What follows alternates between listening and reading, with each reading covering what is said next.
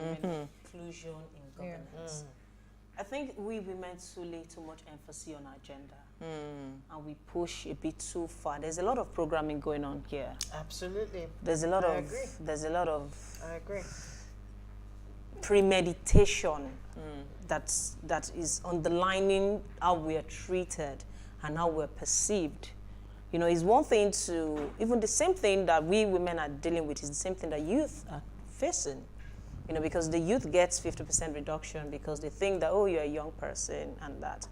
I believe we should look beyond women, and this is for women.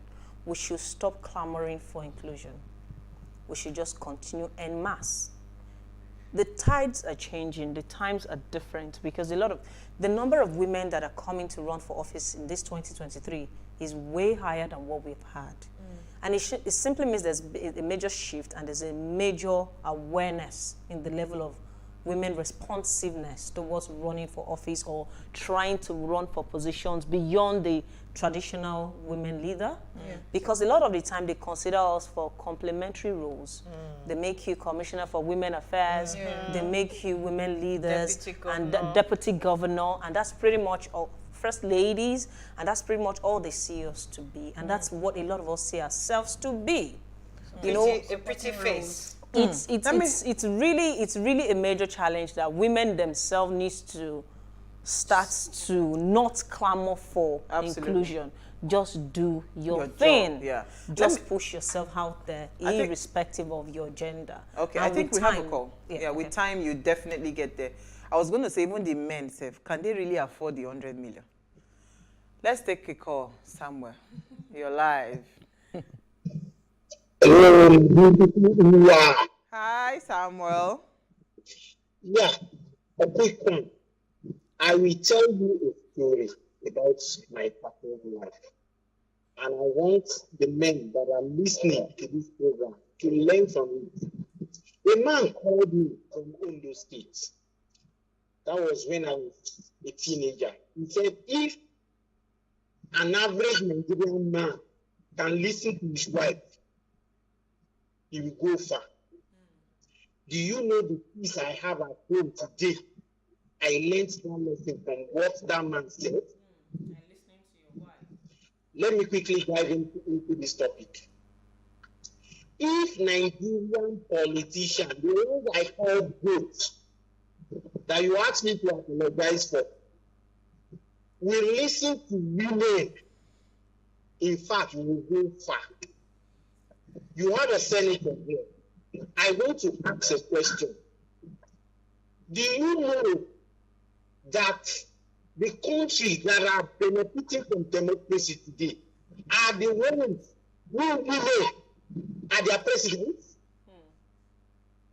That's a food for thought. Thank you, Samuel. Thank you so much for weighing him on that. That's a serious Samuel is still insisting on this goat matter. he called our leaders goats last week. I don't beg you say they are not goats and sheep. He's still insisting. And someone is saying on YouTube, say nice conversation today. So it's a nice conversation to have, but I want us to, because for us we don't just bring topics so that we sit down and say, oh, we're having a great conversation. No, we want people to really think deep. Because you see, this, however you look at it, right?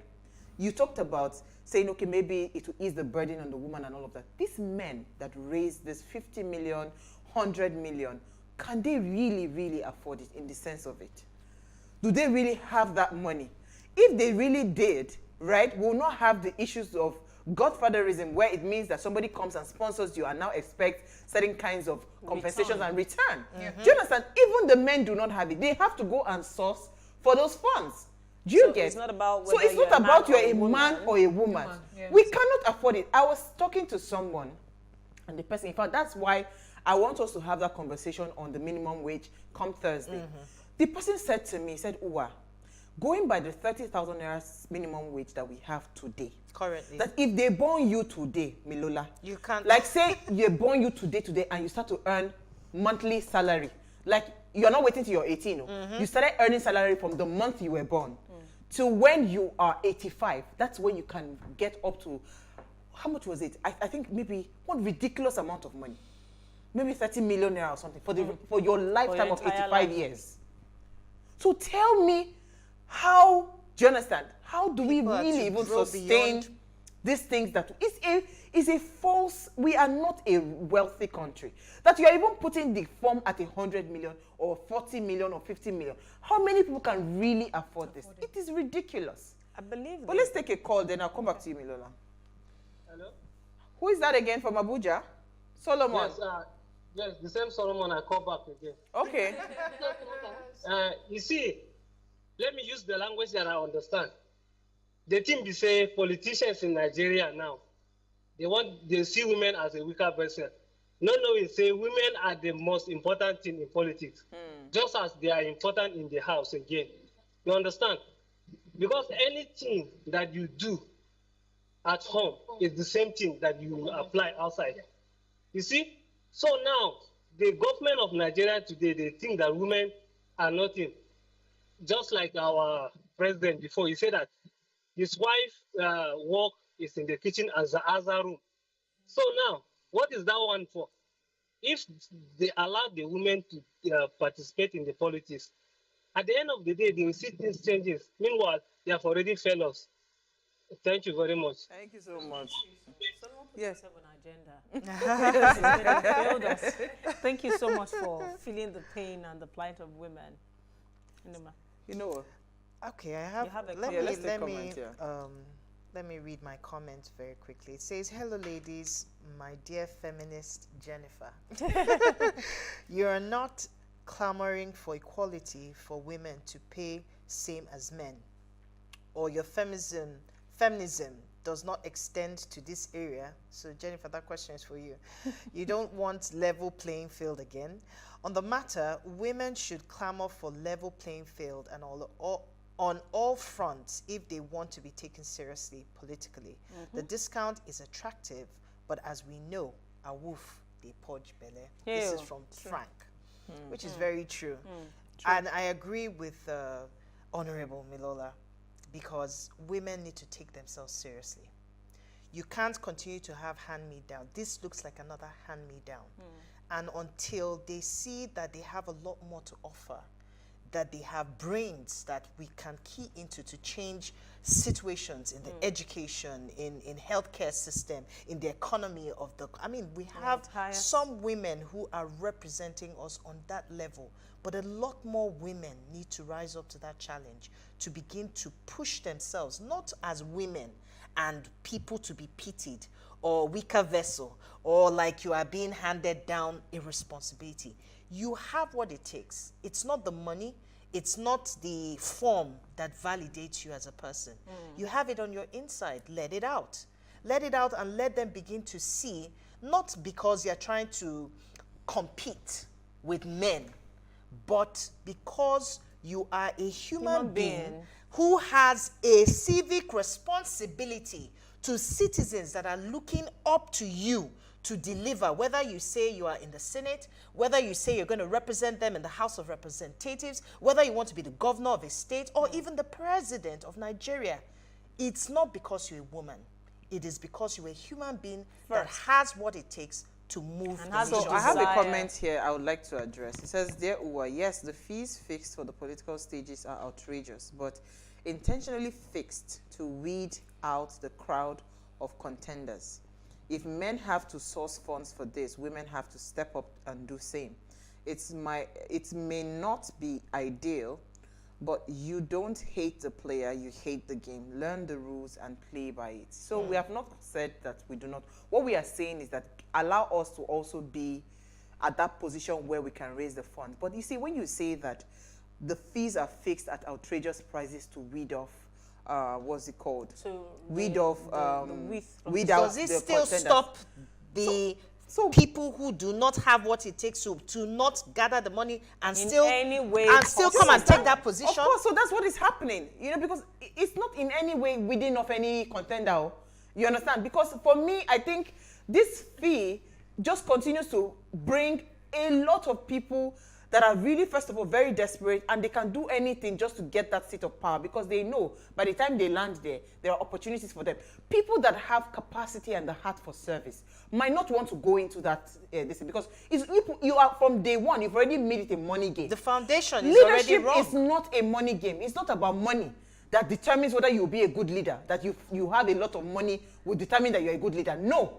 It's a very wrong foundation that you have set. Well, don't get very emotional. In fairness to what that caller said, in the actual fact and in the real sense, a lot of people actually dropped off the race because of the cost. For example, there were 5 of us from my local government. We dropped down to 3. And I said to them, even if it was set at 10 million, I would still have been able to show that I'm serious about the game. Because trust me, a lot of people are actually not serious about running. But Milola, seriousness should not always translate to to the money. value you pay. Do you understand? That's Go ahead. Yeah, I feel like every time we're getting close to election period, people tend to forget the past events that have happened. Now, look at the past governance and those who have actually shown interest in the presidency. We've seen how they governed us in the past, And they now want to be and now they presidents. want to. So they have access to the 100 million, but we know what you've done before. We know that you cannot deliver. And it's as simple as that. I get that, oh, you're putting the money up here so you don't have a lot of contenders. But at the same time, people who actually have the capability to take us to where we want to go to cannot participate. Because of Even the if cost. they want to raise, even if they want to come from a place of standard, it's not the money. Thank you. Why not raise the bar to Intellectual your standards. intellectual standards. Capacity. To capacities that people can see. Questions. There's some people who come out and say they want to be president. They can't even just being express the able to reason communicate why. is a problem. They have no agenda At all. that can move the people forward. So what if you bring people in the room and say, okay, what is your track record? Where are the businesses? Because Nigeria is a business. Yeah. Where are the businesses that you have run successfully? So you then have people like the Tony Elumelus and all of these people that are running successful businesses to say, okay, you know what? I can then step up. It's not a money game.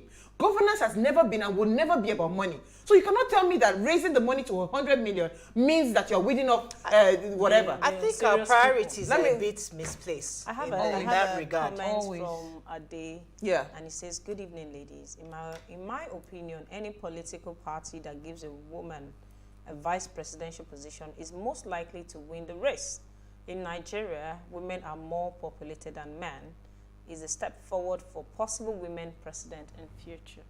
Thank you so much, Ade, for throwing that in. But most times, they really do not consider us for the role of a president. They can, Vice president. it's always vice. It's always deputy.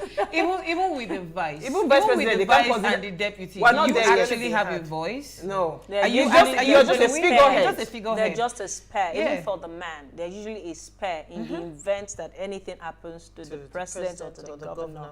That's when you're supposed to step in. If there's nothing wrong with the #1 citizen, you really are just So they said, incubating. Jennifer, let's take a comment. It says, Ade says again, Ade is from the UK, says, women should be given a free ticket, but start as a running mate for the political party. Ade, so you see this thing where everybody just feel, oh, okay, put a woman as a running mate, put a woman as a running mate. We should stop looking at those. Some women That's why do. I said there's a lot of problems. Yes. Some women do have the capacity to be on the driver's seat, right? Can we stop limiting women to just, because you see, when you put a woman as a running mate, she's just a figurehead.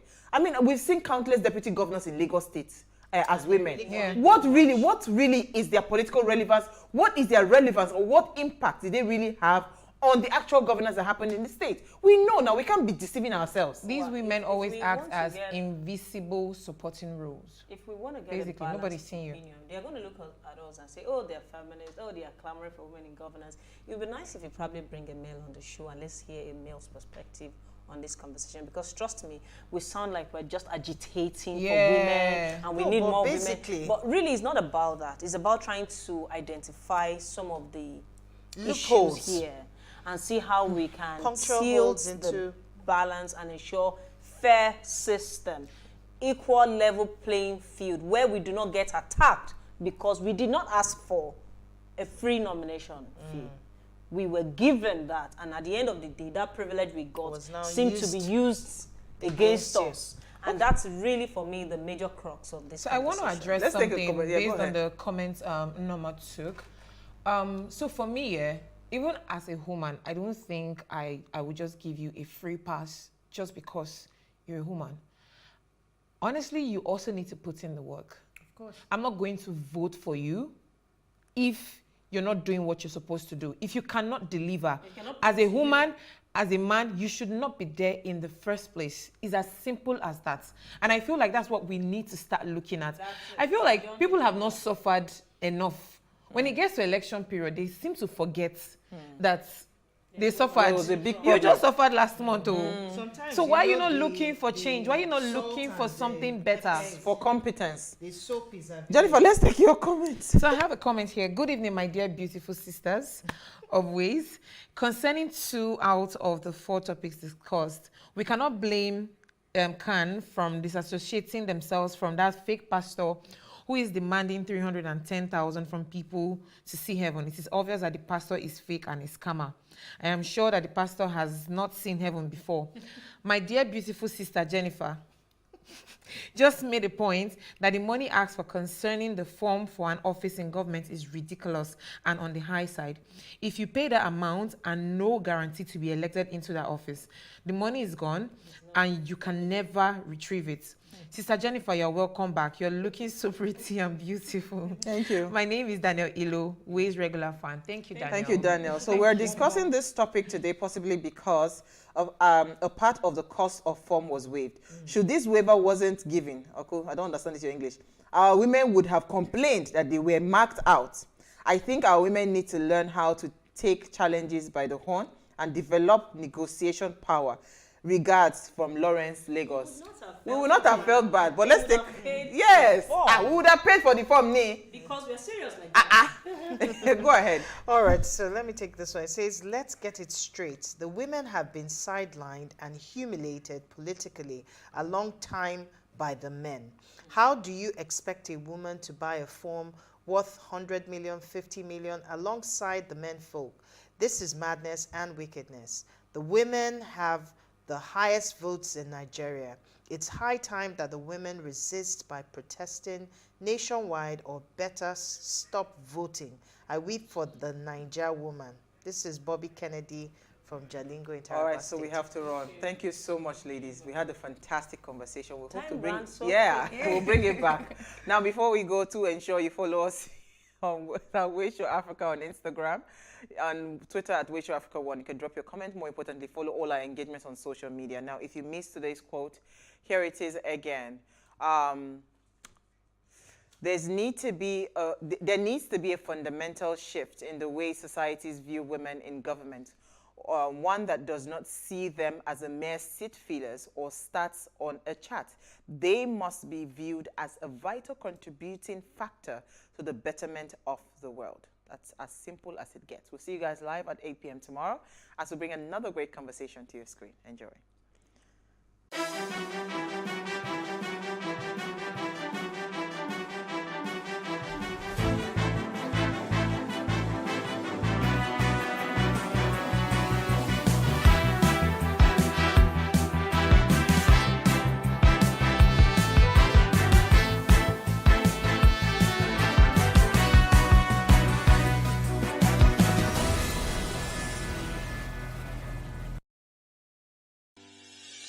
Increase the reach of your events or business services. To advertise on Plus TV Africa, please call 0906 000 5719 or 0909 040 8408 or send an email to marketing@plustvafrica.com. Plus TV Africa. Big stories live here.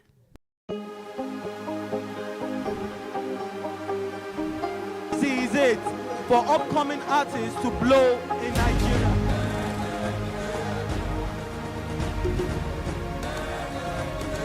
Welcome to Plus Trending.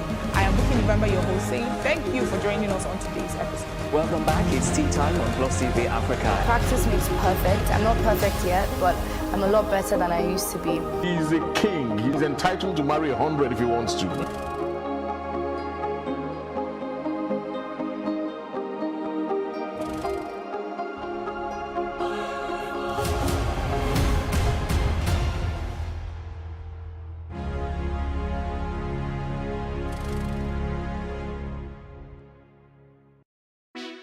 what's up, guys? You're welcome to another edition of Plus Event, and I remain your host, Ifeoluwa Oshukeye. Your absence isn't an excuse anymore, as Plus Events is all you need, as we bring you the glitz, the glamour, and loads of fun. Oh, definitely. By no question. He's a living legend.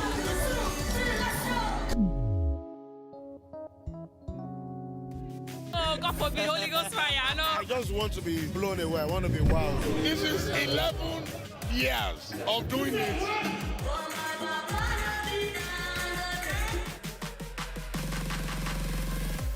I'm surrounded by so much positivity. No, it's okay. Yo, what's up, my people? It's your boy Starboy Terry. You're watching Plus Event on Plus TV. Stay glued to Plus TV Africa every Saturday and Sunday, 4:30 p.m. West African time.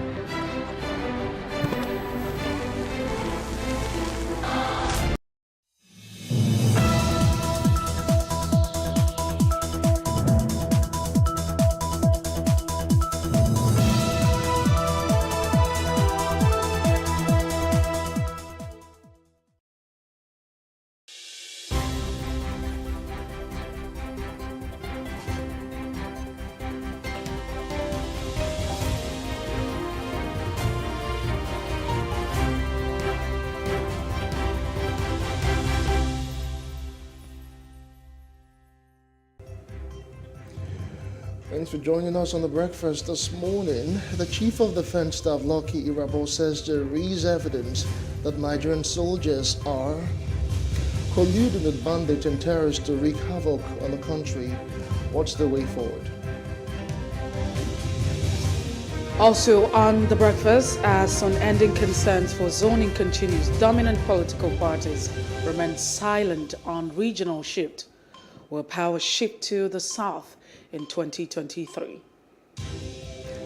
And don't forget, we will also be looking through today's newspapers and analyzing the biggest stories of the day. Thanks for staying with us. This is The Breakfast on Plus TV Africa. I am Justin Akadonye. And I am Messia Bopos. Good to have you join us this morning. Like always, we always like to top trending. A whole lot of stories are making the rounds. Let's start with the National Drug Law Enforcement Agency. And from what we hear, the agency has actually uncovered, Messi, 22 billion naira worth of tramadol. You know, it is no longer news that tramadol are no longer, legal to be sold over the counter. But I don't know, there seems to be this unending, thing of drug barons and bringing all those drugs, some of them illicit, somehow they just find their way back into the country. Yeah, most, if you want to say interesting, is the fact that, Abba Kyari has been linked to this particular discovery, if you like to put, and that's quite worrisome. And not forgetting the fact that he, over time, has been described as that super corp. But the question here is, what happens after now? Would he be charged to court? Now, it's just natural that we charge him to court and let, the entire process begin. But even if that happens, what will be the end of it? Some people have predicted that. So you get a time where he's been charged to court and then he's going to have a date in court. And afterwards, there probably would be no headway. The case would just linger. And it lingers for a while. And apparently, somehow, somewhere, maybe there might just be something that would happen. And then he probably would be granted, some kind of pardon. But it just shows you that no one is saying that you have a perfect system entirely in the world, but we're saying that we need to have structures. And so we need to put our foot down. There are a lot of conspiracy theories, and insinuation out there saying that there might just be a lot of persons who are really involved. I mean, very, very strong persons who probably might be using government influence and structure to peddle drugs in our country. And some persons have felt very disappointed with the fact that Abba Kyari has been linked to this, this tramadol trafficking. We're talking about 22 billion worth of it. That's some large seizure. And it is really, really very, very embarrassing that such such a thing like this is happening in the wake of the extradition calls for him to be extradited to the United States to face charges, and we see by the day that more revelations are being actually made. But investigations reveal that he's been a major importer of large consignments of different brands and high dosages of tramadol, ranging from 120 milligrams, 200. 225 and 250, all of which are illicit. It really shows that we are really, really not heading the right way when those who are supposed to be enforcing the law are actually the ones who are breaking all of these laws. And that's what it is. But we hope that the needful will be done. We hope that all of the conspiracy theories does not become our reality. So we'll just let that one go. And let's move on next. The Christian Association of Nigeria, CAN, is actually dissociating itself from a pastor who is actually offering, is it about 310,000 naira, for people who are interested in getting to heaven, something like a ticket to heaven. I wonder how that works. So, but then the Christian Association of Nigeria, CAN, came out to say that it is in no way, associated in any of those claims. I wonder how, or it is funny, but at the end of the day, I wonder how people would actually just believe logically that someone could actually give you a ticket to heaven if you just paid money. What sense does that even make at all? So this is actually coming after you already have the incident. Of course, you expect that there should be some reaction because the pastor involved, Ade Abraham, was resident in Kaduna at the time. He lived in Kaduna up until the 2000 when he relocated, if I'm not mistaken. Yes, he relocated to Ekiti State, right?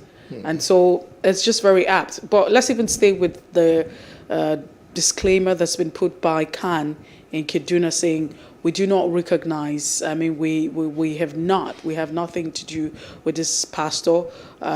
There's no face that can be placed to him. You can't really identify his congregation, where he's located, his location. As a matter of fact, they are even saying anyone with useful information as to where he's located or where he can be found should make that available. So there could just be a collaboration with the church or the body and security personnel, because all that's going on. But it's very interesting. I don't know if you've actually seen the video. So he promised this church members, I don't know how to put it, his church members, and he told them now he was based in Kaduna, relocated to Ekiti, and afterwards he went back and told them that he was going to take them to, a safe place where get them prepared for rapture or going to make heaven. And so there's a place that has been camped. These Christians have been camped. Unfortunately, weren't able to put out that video, to show you all of that. But it just brings us back to the fact that some Nigerians are gullible. So religion over time, I don't want to say religion, it's bad, but I just think that how we follow religion. So some persons have decided to even believe their pastors more than the Bible itself. And so whatever the pastors say, without even running that through the scripture, if you say you're a Christian. So everybody just get to worship, and then it's quite interesting to also note that even members of this church have also spoken to their children. So, for instance, there's also a WhatsApp message or conversation that's also in public space that talks about a certain member telling her child or his child to come back to Nigeria because he needs to come back so they can go to heaven. And if she doesn't come back, there's a tendency that she might just face that destruction, because the pastor will go ahead to ensure. I mean, the pastor actually said that. It's a chart. I saw the chart and said, you will actually commit a crime and you will be sentenced to prison where you are. So it's, I really, how do we do all, even if you're going to go to heaven, do you have to pay? It's as if you're bribing your way to heaven. Is that what? It's not even that, but let's even look at. So we constantly say that for those who follow Jesus. I mean, if you say you're a Christian, you should understand the tenets. And if you look at Jesus and follow his antecedent, you will understand that everywhere he went, he was doing good. Jesus would never be so mean to tell you to pay money to go to heaven again. So I really don't know, 310,000, that's a lot of money. So this pastor made a lot of calculation, and he understands, the figures already. Economy or business class tickets to heaven. Because I don't know how. You need to see where they're camped. Preparation to go to heaven. I didn't know going to heaven was actually such a... But in the long run, we need to do better as a people. It doesn't matter what religion you belong, but there's a Bible. There would be also a Quran. There's a Quran. And so read your Bible. Read it for yourself. Understand it. And you begin to believe the pastor more than the Bible itself, and even more than God. Because they don't even understand what it is they are reading. They just follow whatever is being told to them at church services, at fellowships, at wherever they hold these gatherings. They don't even understand the scriptures for themselves. At the end of the day, it is what is being told to them that they just see as the gospel. Well, it's unfortunate, but I'm hoping that we can do better as a people.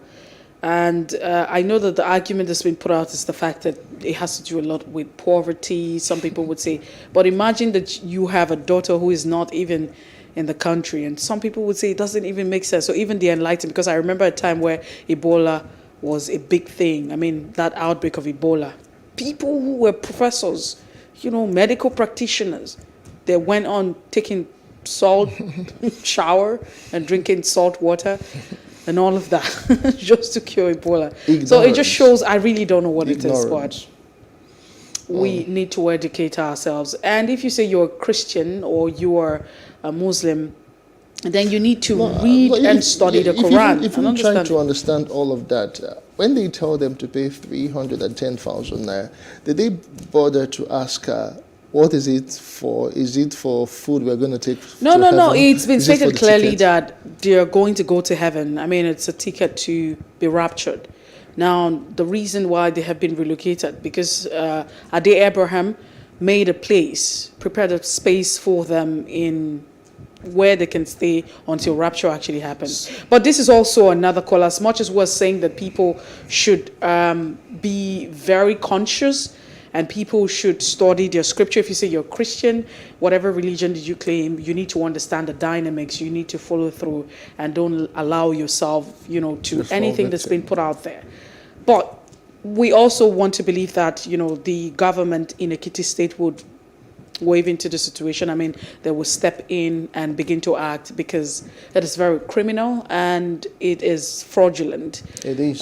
So we're hoping that the government already has stepped into it, and the said pastor would be arrested, because you never can tell how far this can go. All right. Also joining the race for who want to run for presidency is the governor of Ekiti State, Kayode Fayemi. From what we hear, he has declared his intention to run for the 2023 presidency. Mercy, you remember we talked about this, that over time we will be seeing more people, more names, emerging as presidential aspirant, and Kayode Fayemi is actually one of them. He declared his intention just yesterday. I'm not very sure about whether he's declared intention, but you have some quarters saying that today being the 4th, he probably might just declare his intention. That was more like a consultation. There was consultation when he visited Edo State, Akeredolu, making all of that conversation. And of course, today, fingers are crossed, he might just join the race. Some people are saying he's joined the race, but there's not been an official statement saying that he has declared his intention. He might join the race. What happened was more of a consultation. And it's just interesting to see that a lot of governors from the APC, I mean, you see a lot of people joining, the race right here, wanting to become president for 2023. But at the end of the day, it lies within the party. It's at the party level, because the party would have to decide who becomes the flag bearer. And the issue of zoning seemed to be on top of the front burner of the conversation. So the party would decide who becomes the flag bearer. But we really don't know. I don't know what's happening. A few days before you have the primaries, just how many more days before the primaries for the APC? Then you still have, Governor Fayemi has plans, maybe or maybe not. He would declare his intention today and join that presidential. That would mean that he would probably have to buy the phone for 100 million. Just do the mathematics yourself. A lot of money is going out. Really, we have so much money in this country. Yes, a lot of money is going out to the parties' coffers, because at the end of the day, if you look at all of the people who have who are joining the race, it means you just multiply 100 million by all of the number of candidates that they have. So it is more money, for the parties. Anyway, that's as much as we can take on Top Trending. It's still The Breakfast on Plus TV Africa. We'll take a quick break, and when we return, we're going straight to Off the Press. Do join us again.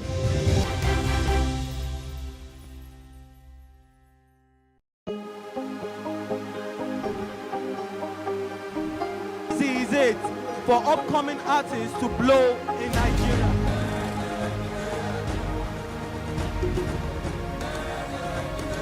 Welcome to Plus Trending. I am Bukky November, your host, saying thank you for joining us on today's episode. Welcome back. It's Tea Time on Plus TV Africa. Practice makes perfect. I'm not perfect yet, but I'm a lot better than I used to be. He's a king. He's entitled to marry 100 if he wants to.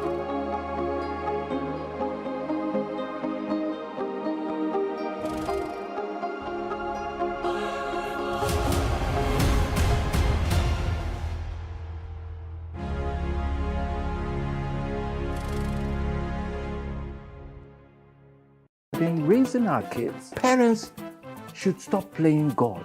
The internet is actually using the people. But when you are looking for money to help other people, then it becomes easy. Don't rush into marriage. I always say this. You rush in, you rush out. Family is the bedrock of every society and the essence of life. On Today with John and Helen, we dig deep into family values in every sense of the word. Join us every Saturday at 9:15 a.m.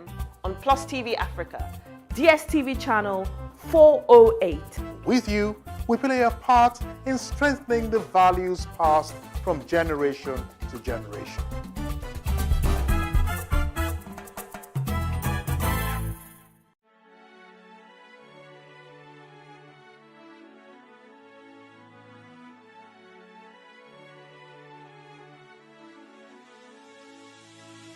It is engagement we need to have. Those who suffer miscarriages are never taken into account. Members of the National Assembly are also influence peddlers.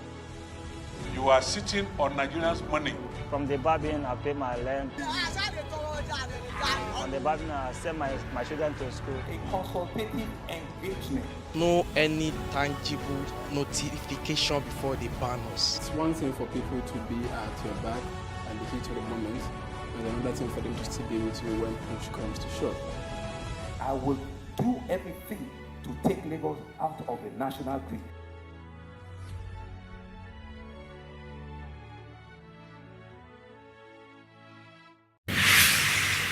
So what are the top decisions that the United States considers necessary that Nigeria must take? I like to think of my interactions as conversations, not interviews. And that's why I say asking questions is both an art and a science.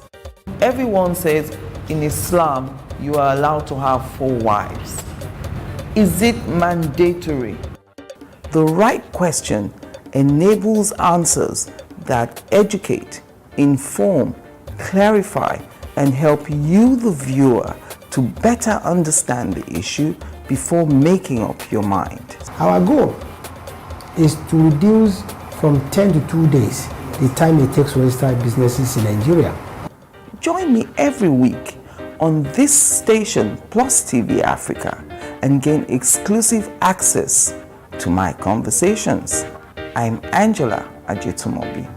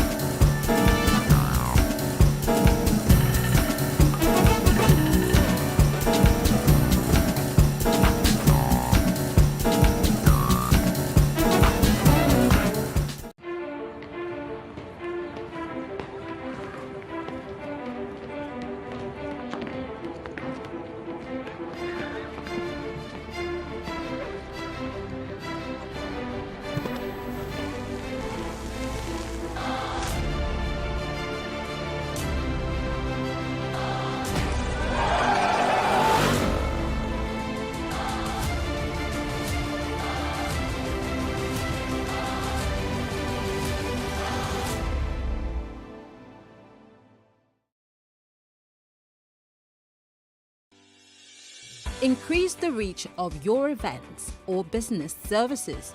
To advertise on Plus TV Africa, please call 0906 000 5719 or 0909 040 8408 or send an email to marketing@plustvafrica.com.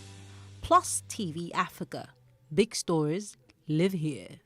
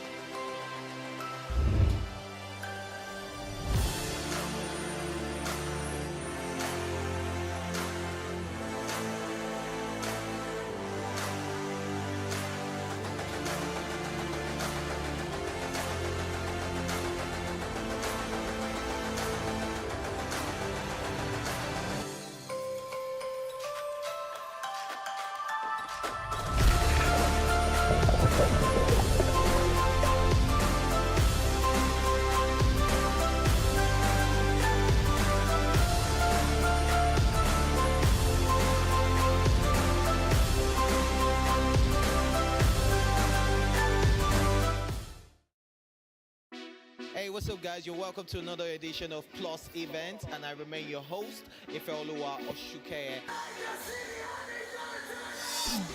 Your absence isn't an excuse anymore, as Plus Events is all you need, as we bring you the glitz, the glamour, and loads of fun. Oh, definitely. Like, no question. He's a living legend.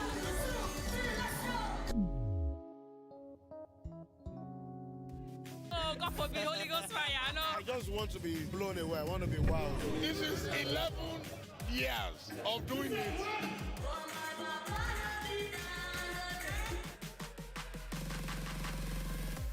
I'm surrounded by so much positivity. No, it's okay. Yo, what's up, my people? It's your boy Starboy Terry. You're watching Plus Event on Plus TV. Stay glued to Plus TV Africa every Saturday and Sunday, 4:30 p.m. West African time.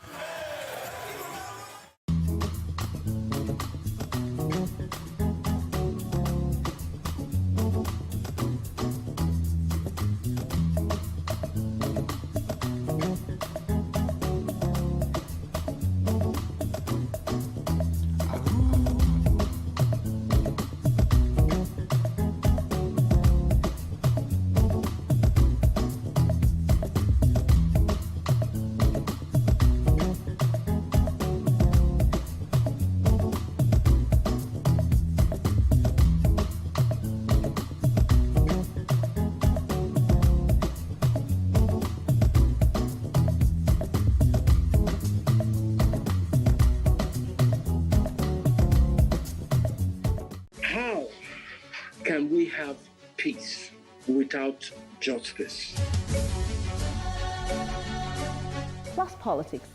It's not just another political conversation, it's about keeping you in the know. The relevant interviews, asking the tough questions to those that matter. Get the answers you need. Does it mean that the people who were injured, people who were shot at, those who were involved in that stampede are not going to get justice? It is unfortunate, it is sad that we have a government of deaf and dumb. Analysis from top experts. The last election was not really an election. We feel that Obasanjo has a very special place in his heart for hating Ijaw people. I think it really boils down to two things. One, trust and accountability. Plus Politics, every weeknight at 7 p.m. on Plus TV Africa. Nigeria's Niger Delta region, from where the black gold fuels Africa's largest economy, where the lines between wealth and poverty has never been thinner. Conflicts, poverty, insecurity, and environmental challenges daily confront the region.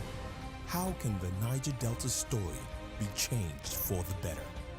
Join Mamude Akuga at 9 p.m. every Friday evening on Plus TV Africa as he probes deep in search of solutions. Inside the Niger Delta with Mamude Akuga, the authentic voice of Nigeria's oil-rich region.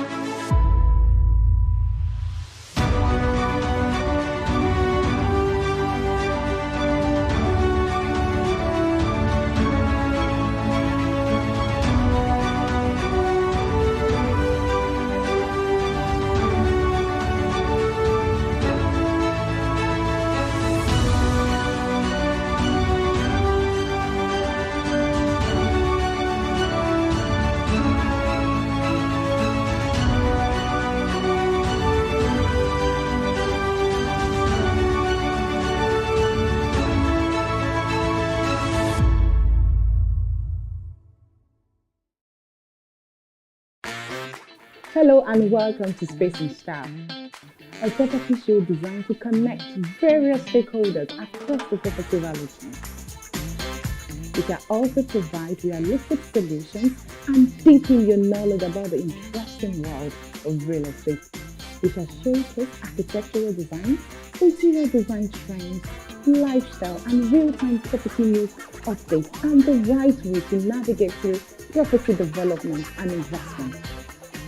Join me every week on this channel as I take you through an exciting journey in the world of real estate. Space and Style, 6:30 p.m. on Saturdays and 5:30 p.m. on Wednesdays.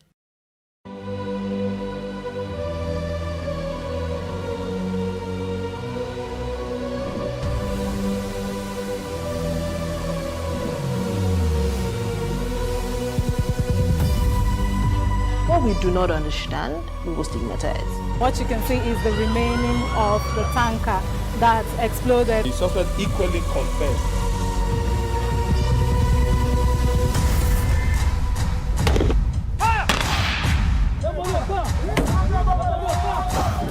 Now 500 naira they collect them. If you no talk, then go beat you. Now 2,500 and they pay.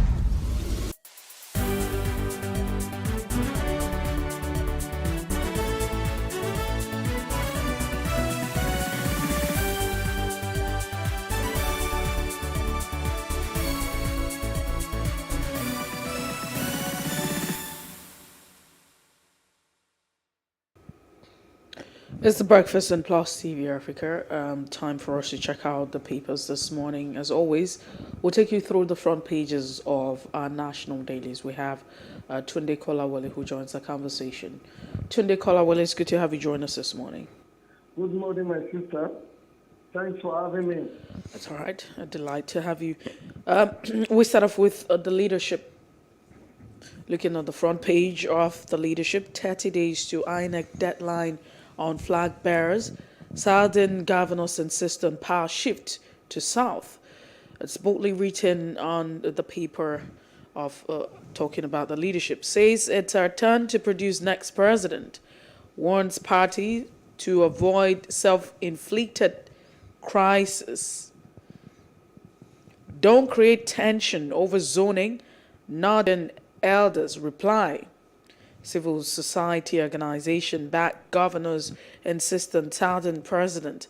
Fayemi set to declare today, because the governor of Ekiti State, away from that, resignation, obeys Section 84 of Electoral Act, lawyers tell appointees.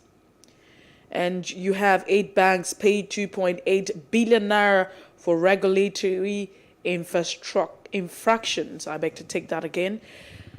8 banks paid 2.8 billion naira for regulatory infractions in 2021. And humanitarian crisis, Antonio Guterres seeks assistance for Borno State. You also have another security challenge. Insecurity, please review forensic labs and criminal database. NDLAE traces 22 billion tramadol import to Baron linked to Abakari. Was part of our conversation on Top Trending this morning. And what stays ahead for bandits, terrorists, military vows? The same military that's also been indicted for working with these terrorists and bandits, however you want to put it. But that's the much we can take this morning on the Leadership newspaper. Away from the leadership, we'll move on next to the Nigerian Tribune. Plots to jettison zoning, Akeredolu, Ndome, Kokori, Bamidele, others won APC. What some writers there, this is certainly not the time for equivocation. Akeredolu is quoted on that. If APC fields Northern candidate, that will be tantamount to third term Ndome. It will be suicidal if it goes to the north again, Kokori. Student protest over prolonged ASU strike. Family accuses police of torturing son to death in Ogun State. UN Secretary General in Nigeria visits rehabilitation center, IDP camp. Murder of 2 soldiers by IPOB ESN Carlos Army. PP-50 passengers rescued after fire got aircraft tires at Port Harcourt Airport. Now, APC Southwest leaders to meet Tinubu Oshibajo, Fayemi Amosun this week. Next decision on zoning can go either way, PDP, as party stakeholders prepare for crunch meeting. Private sector invests $67.2 billion in low, middle-income countries. That's according to the World Bank. Olawekbo Hashim declares presidential ambition, says new, better Nigeria possible. Fayemi Akpabio joint presidential race declare today. Those are all of the stories on the front page of the Tribune this morning. We'll move away from the Tribune quickly and let's also check out the Daily Independent newspaper. PDP governors kick as Atiku plans to retain power, retain Peter Obi as running mate. I mean, of course, if you talk about that in a sentence, you probably want to talk about power. PDP kicks as Atiku plans to retain Peter Obi as running mate 2023 presidency. This is what you find this morning. It's the board caption for the Daily Independent. 1.12 trillion naira food import bill. Stakeholders urge the federal government to tackle insecurity and low purchasing power. It's boldly written. Nance wants politicians to be civil as 2023 polls approaches. Hold public officer accountable if Nigeria must move forward, Amechi tells journalists. Hold public officers accountable if Nigeria must move forward, Amechi tells journalists. We also need to look at the light of having strong institutions. No section of Nigeria should have domineering advantage over others. Senator Bamidele is quoted. God will handle any southern governor or ex-governor who accepts vice president. I couldn't help but just smile at that. You have Edwin Clark, a statesman, quoted on that one. It's time for South to produce president. Akeredolu wants APC chair and others. But the conversation of whether or not we should produce the North or the South. But in the South you have the Southwest and the Southeast. And South. So it's really interesting. It's a very interesting election year for us, 2023, but that's the much we can take on the Daily Independent. And the last paper we are reviewing this morning is the Punch newspaper. Dumping rotational presidency will cause crisis, Akeredolu senators. It's South's turn to produce president. Ondo governor wants APC. Akode, Oshoba, Tinubu, Oshibajo, Amosun, others meet Friday over Southwest candidacy. Ondo governor threatens democracy, CNG, Fayemi Olawekbo Hashim join race. Nigerians to pay more as GSM operators plan 40% tariff hike.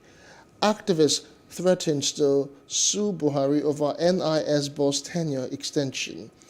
Power firm owe banks 861.14 billion naira amid Western electricity crisis.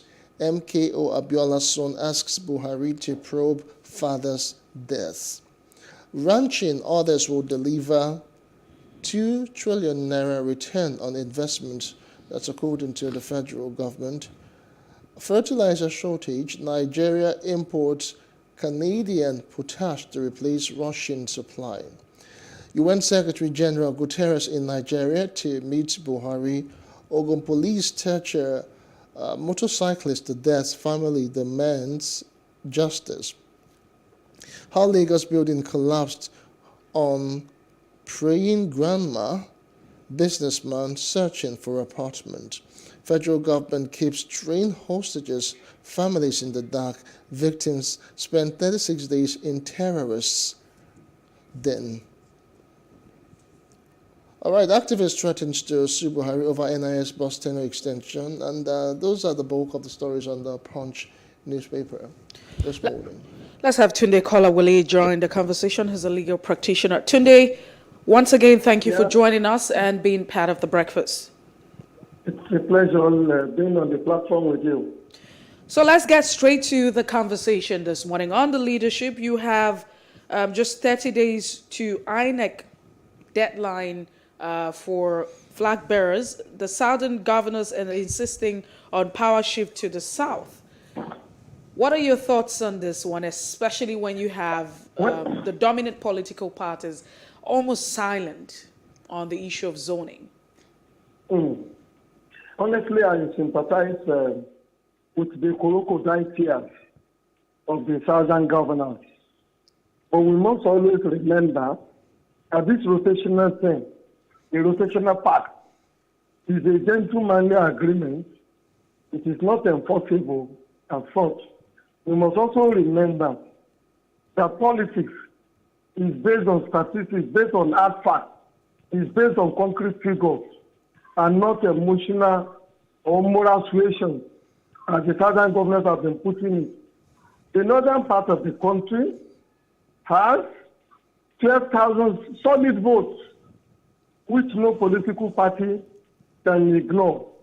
And then when you look at the southern governors, they have, I think, about 9 or 10 million solid votes. So, if you were going to be taken into consideration the chances of any political party winning the next election, especially at the presidential level, you cannot ignore that very, very hard statistics. We should also remember that most of the southern people who have been president or head of state have only gotten there by default. Aguiyi Ironsi got there when Tafawa Balewa, when the coup took place in 1966, and Tafawa Balewa was killed. And then, of course, too, Obasanjo got there by default as a military head of state, and then as a civilian president. Without what happened to Abiola, Obasanjo could not have become president.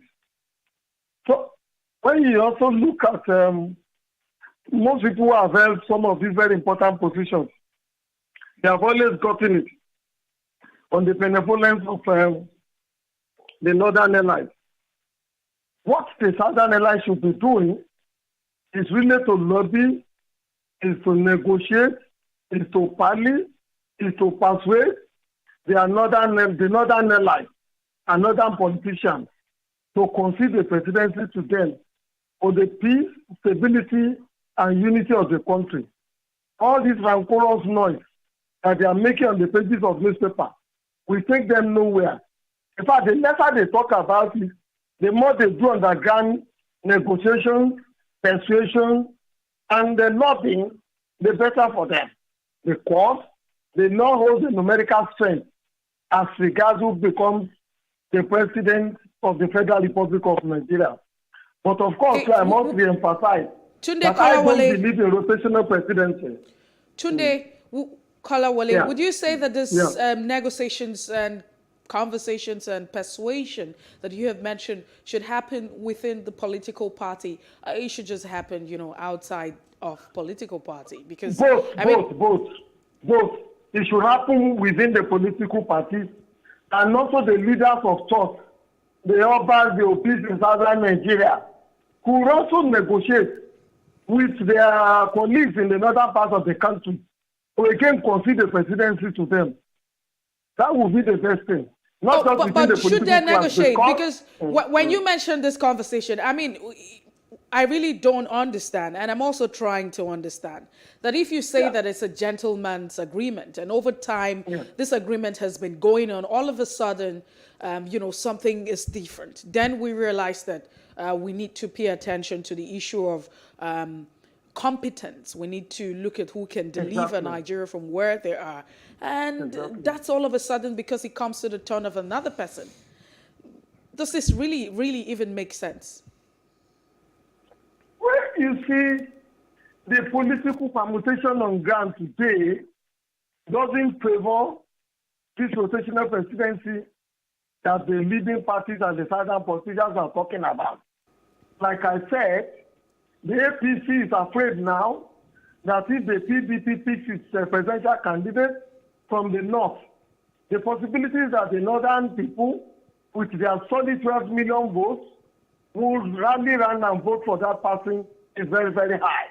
So the APC is jittery about picking a southern candidate, which, by chance, the PDP picks a northern candidate. The PDP too is jittery that if the APC picks a northern candidate, it will be difficult for them to return to power if they don't pick a candidate from the northern part of the country. That is the core reality on ground now. And not what we had in 2019, 2015, 2007, and 2011. I honestly believe that they can still negotiate with the people from the northern part of the country. After all, I've seen some northern allies who are sympathetic to the rotation of power to the south. There are some hotheads who wouldn't want power to rotate. But give and take, negotiations and lobbying, that is how politics is done. You lobby, you negotiate, you parley, you persuade.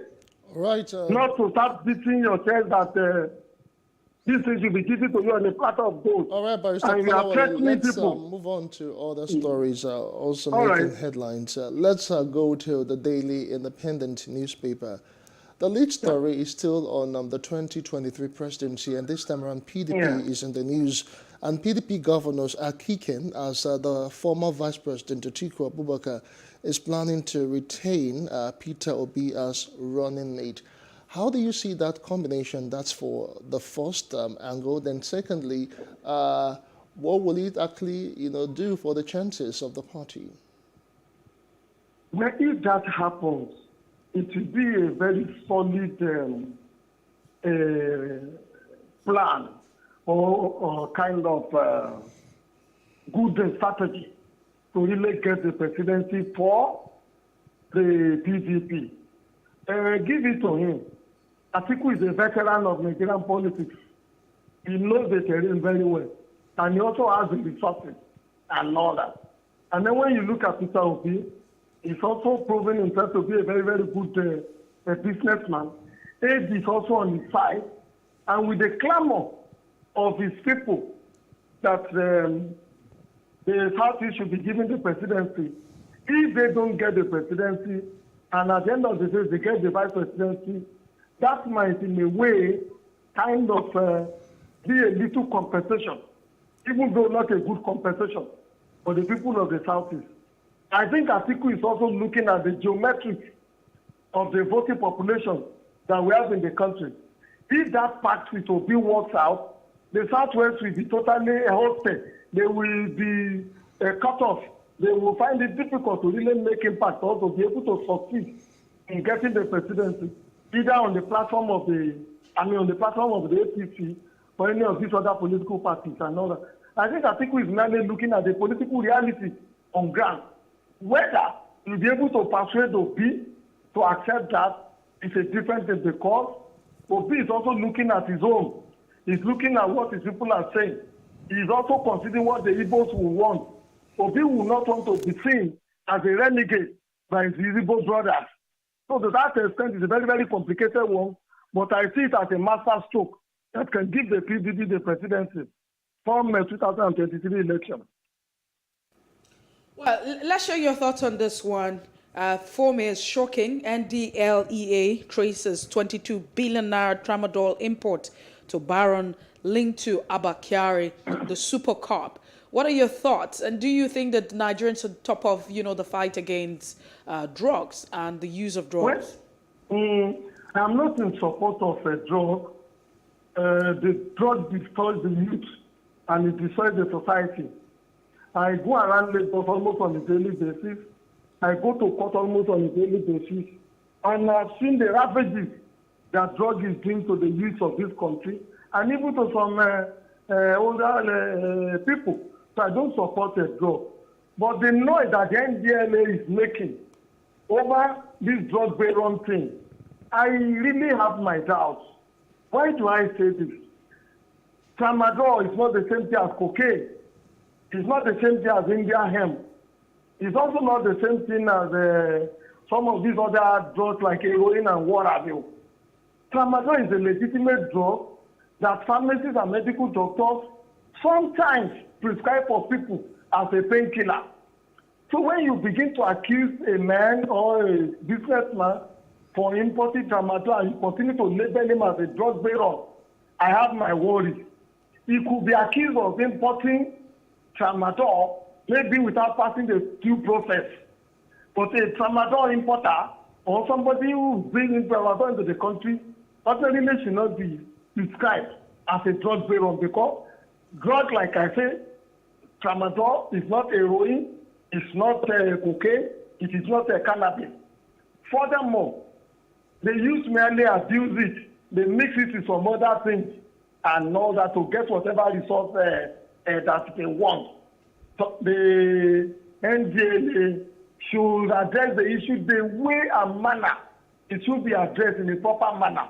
If a man has illegitimately imported a drug that should not ordinarily be sold off the counter, let us address it that way and not label him as a drug baron.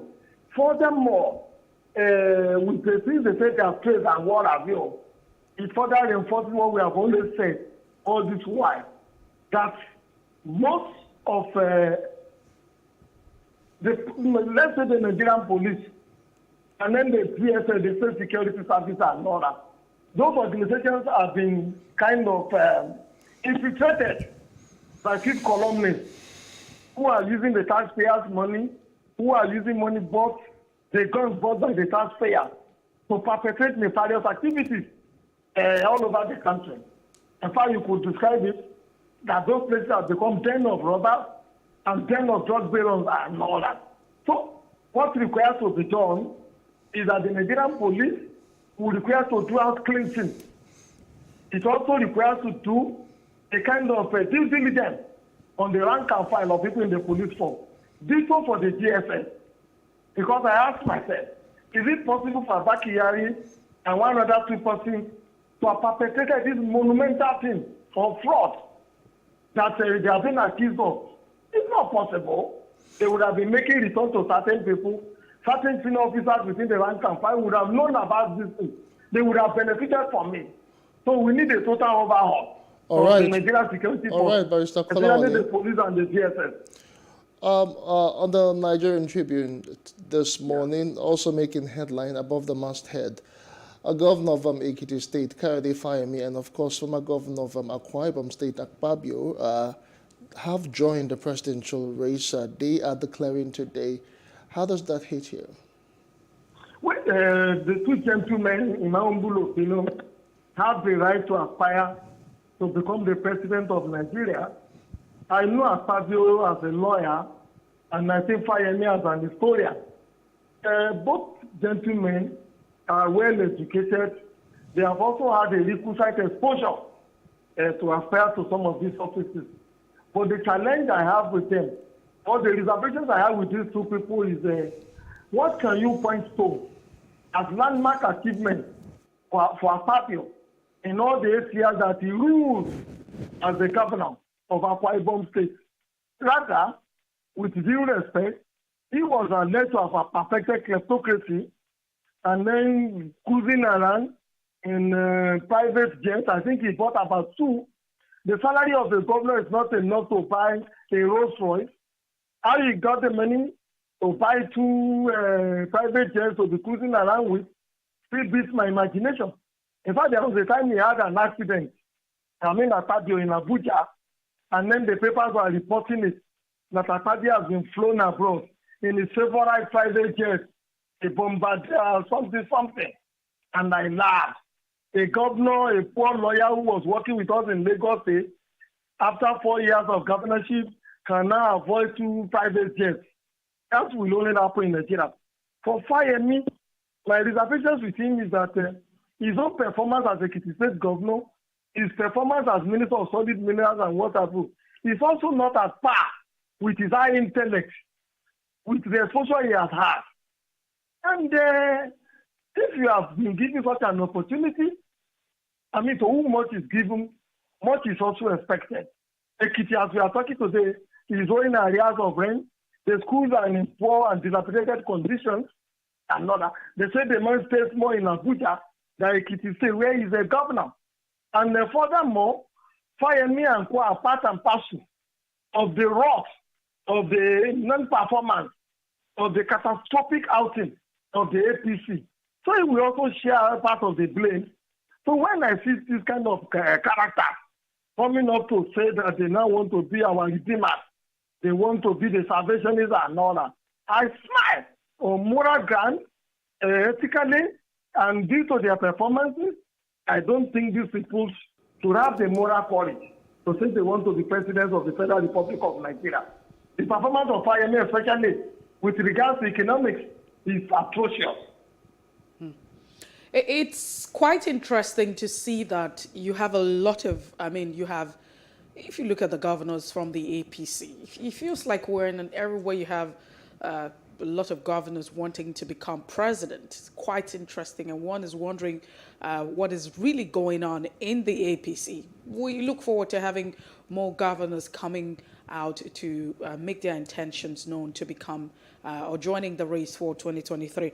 But just quickly on this one, it's under leadership. It talks about resignation, and you have obey Section 84 of Electoral Acts. This is what lawyers are saying to political appointees. What are your thoughts? The whole back and forth. I mean, you have these lawyers and some persons, appointees saying, we will not, we cannot. So there's a back and forth with this. What's the way forward? Do you think they should obey it? What if they don't obey it? What happens? Well, before I address your question, let me quickly keep in one or two things. With regard to most governors wanting to become president, I think it is a natural graduation. When you look at a place like the U.S., most people who aspire to become president are those who have either been governors or have been senators in different states in the U.S. As to, what was the second question you asked me? Hello, Martin. Yes. The second question you asked me. It's about resignation, and lawyers are asking the political appointees to obey Section 84 of the Electoral Act as amended 2022. All right. Okay, that tells you how greedy some of these politicians might be. They want to eat their cake and still have it. The law has been made, even though it's still being contested. It would have been fairer for those political appointees to resign, so as not to jeopardize not just their own chance, but the chances of the party if they go into the election. Because if per chance, any of them wins the primary of their respective political parties, and that law that has been made by the National Assembly is upheld by the Supreme Court, then whatever victory that their party or the individual may have at the presidential election, any election for that matter, will be nullified by the court. So it is safer for those people, political office appointees, to resign their appointment so as not to jeopardize their own chances when they win the election and the chances of their respective political parties if eventually they get elected. For people who are holding such offices to still continue to hold on to them, and then they still say they want to contest election, what time will they even have to move around, to mobilize, to do underground consultation, to campaign for the offices that they want? Then what is the possibility that they will not be using the nation's resources, that they will not be using the resources in their respective ministries, in their respective parastatals to power their elections? I suspect it is to prevent political office holders from using the machineries of government, the resources of the people, to run for elections that the National Assembly made that law. And I think the law is well made.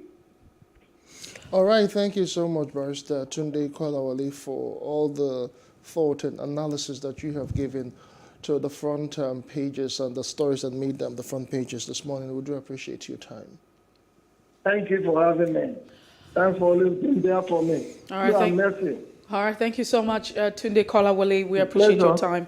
And we move away from the paper review. Definitely return tomorrow with more interesting headlines. But in the meantime, let's tell you what happened today in history. We'll be right back looking at our first major conversation. Stay with us.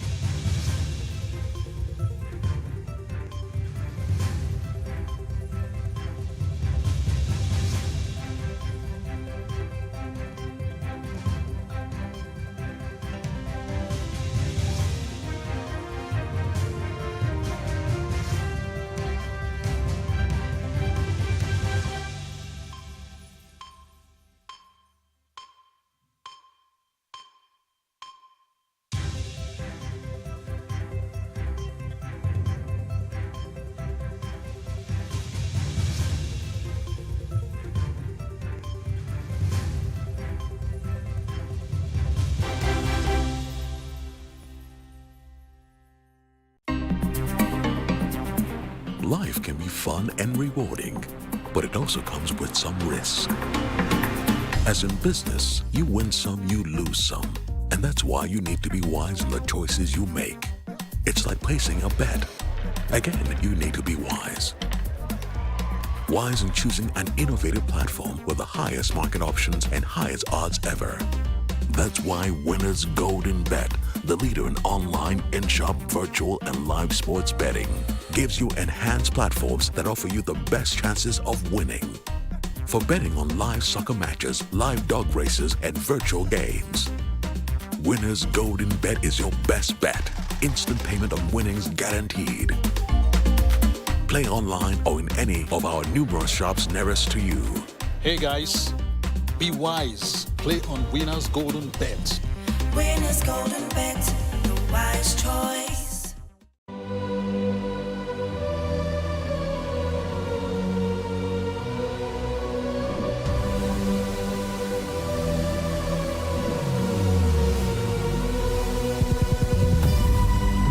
What we do not understand, we will stigmatize. What you can see is the remaining of the tanker that exploded. The suspect equally confessed.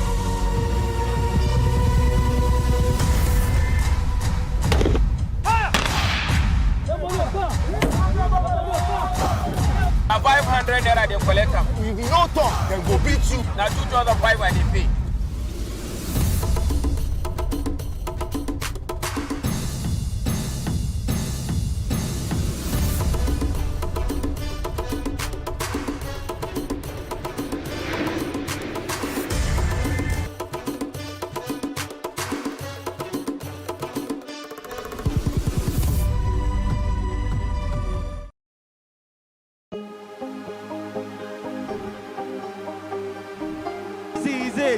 For upcoming artists to blow in Nigeria.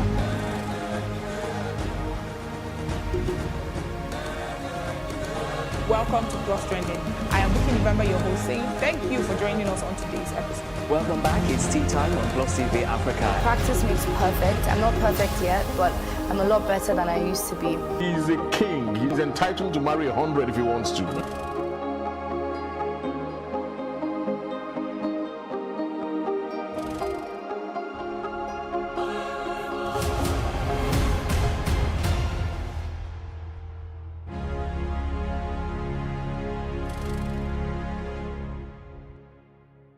In raising our kids, parents should stop playing God.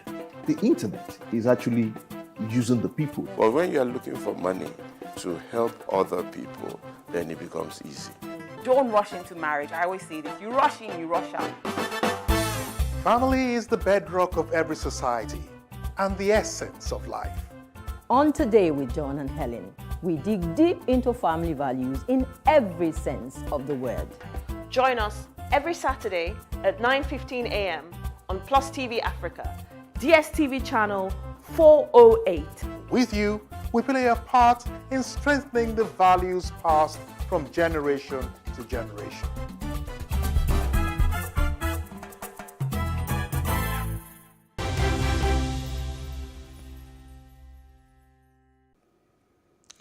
Welcome back. It's still The Breakfast on Plus TV Africa as we focus our attention this time around to security matters.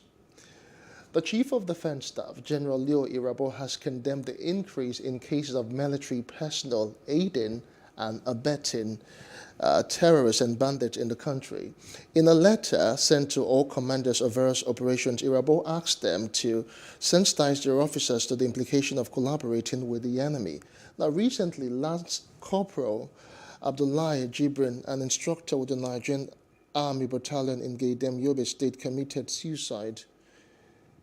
He took his life after he was arrested for allegedly conniving with Boko Haram insurgents who attacked Yobe communities recently. Jibrin, who disappeared from his duty post, was said to have been cited among the Boko Haram terrorists who had earlier attacked Gaydem town. We're now being joined by security consultant and, of course, a former army personnel. Let's make welcome Ambassador Roy Ohideve. Many thanks for joining us on The Breakfast on Plus TV Africa. Yeah, good morning. It's always a pleasure. All right, let's just dive into it. Ambassador Roy, it is actually disheartening when we hear reports like this, when the military is telling us that they have decimated Boko Haram and the insurgent, and we hear reports that they are actually, in quote, sleeping with the enemy. What does this really tell you?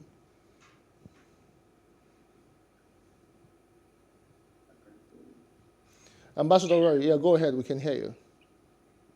Okay, well, there was a little break in your transmission, but I kind of understand that we are looking at the concerns emanating from the Chief arrested Lance Corporal. Yes, yes. Okay. Now, you see, these things have been spoken about. It's not now. These things have been spoken about.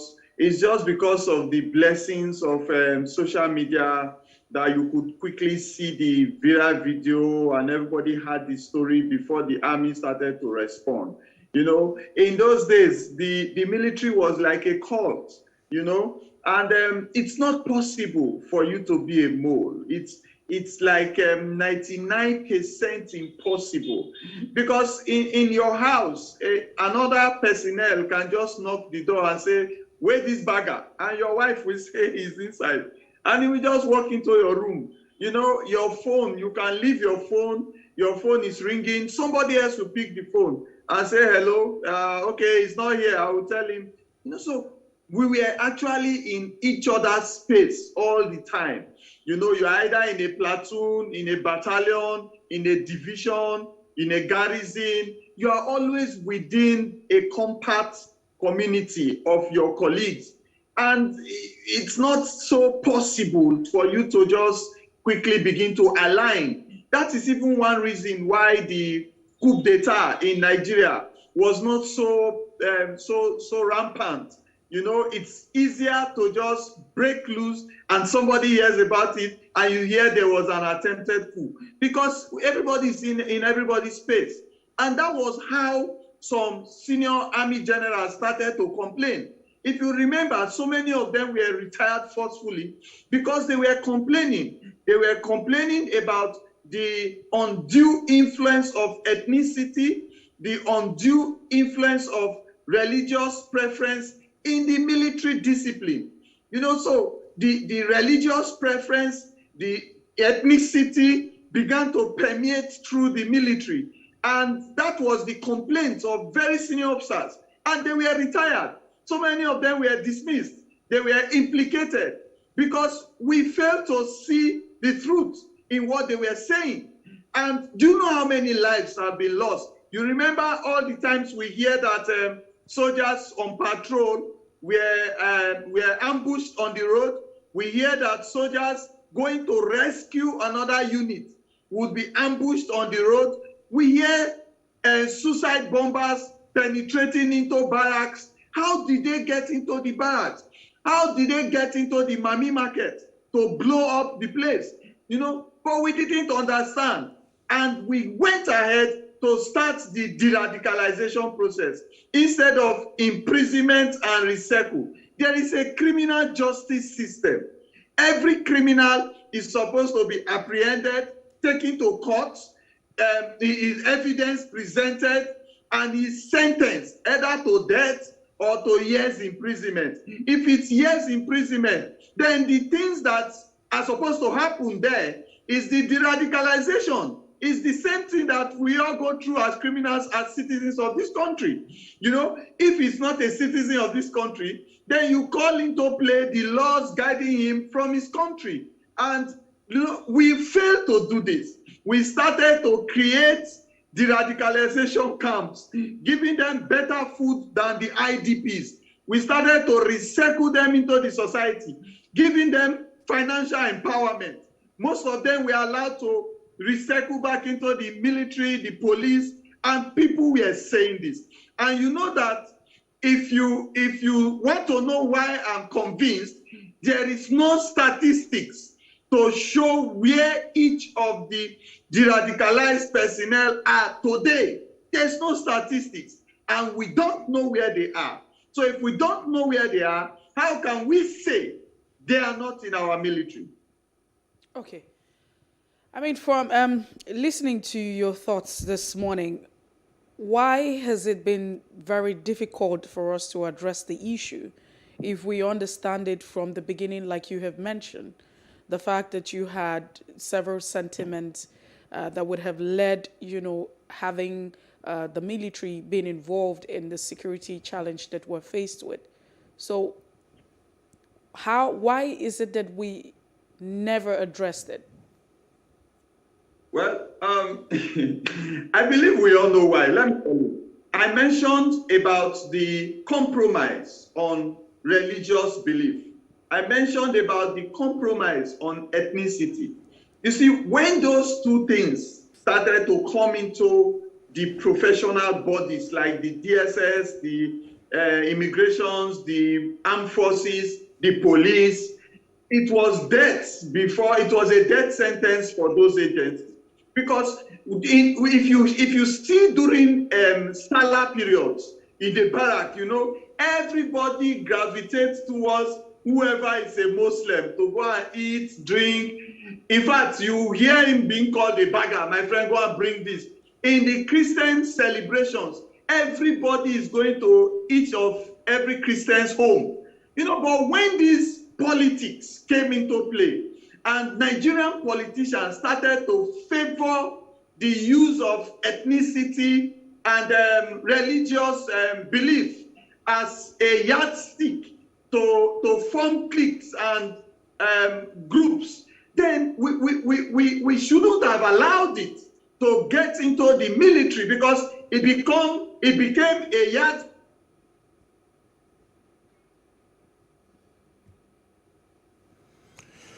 All right, I will try and reconnect with Ambassador. Okay. Want to know who is in government that is going to favor us to become a military attaché somewhere? So everybody started to dance to the tune of the politicians. So which political party was in power, what tribe was the person, what religion was the person, began to be the discourse. And that was where people started to penetrate and destroy the professionalism in our agencies. So that's the sad note. All right, Roy, a lot has been said concerning, those in government also being or having some sort of collaboration between this Boko Haram over time.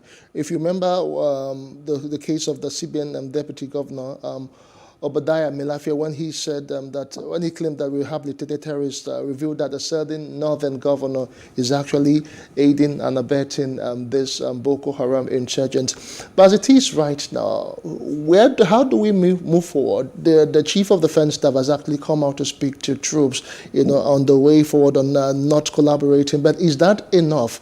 We still have, like you said, some of these radicalized people still in the fringes of our society.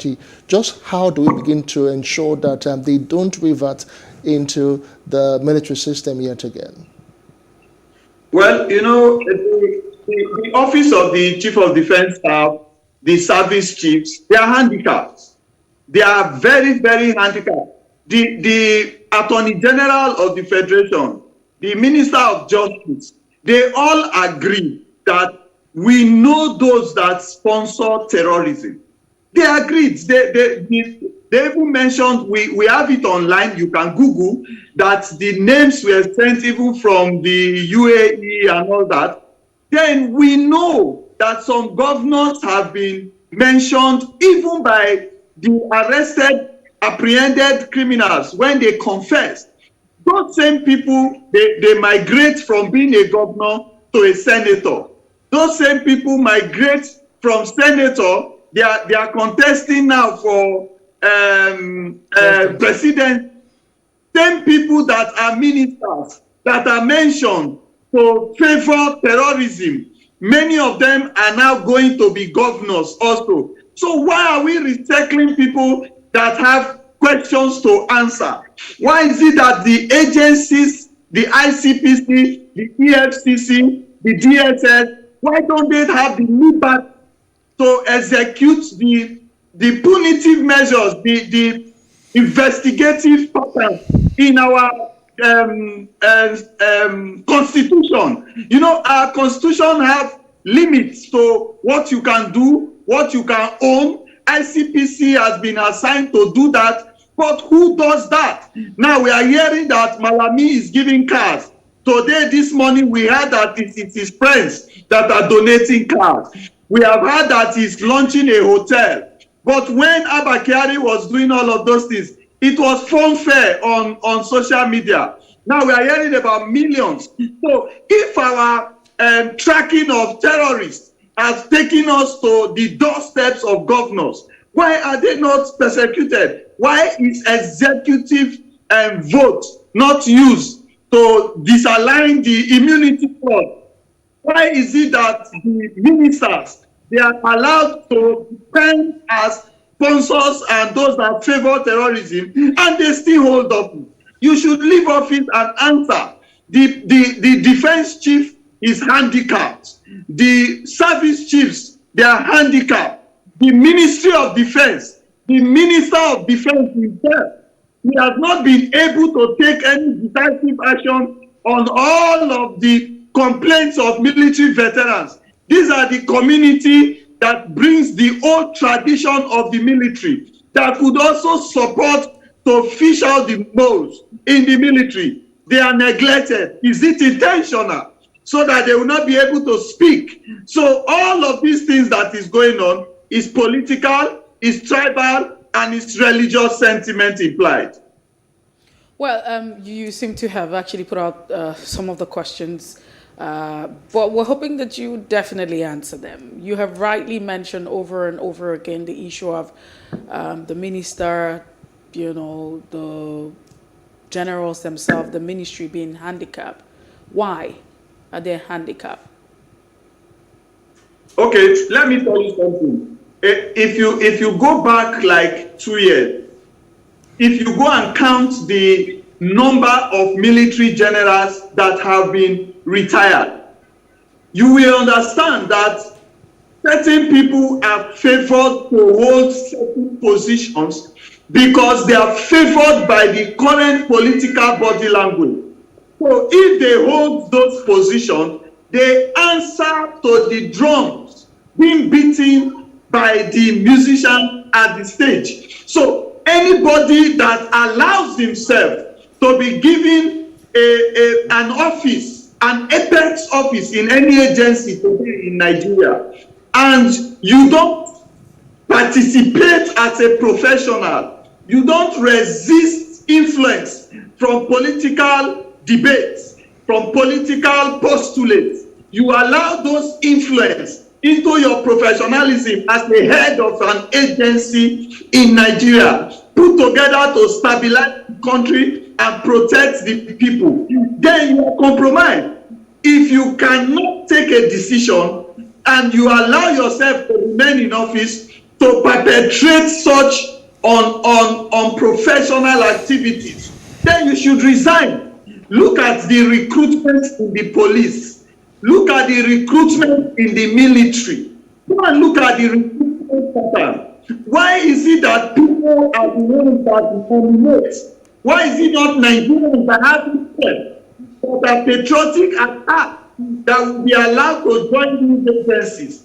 Why is the agency promotion pattern? Why is it on favoritism ground? Why is it deployment pattern? So are you saying, are you saying that, well, I'm trying to understand, you know, are you saying that the current government, that the ruling class in Nigeria is responsible for all of this impunity? Is that what you're saying? Who is responsible?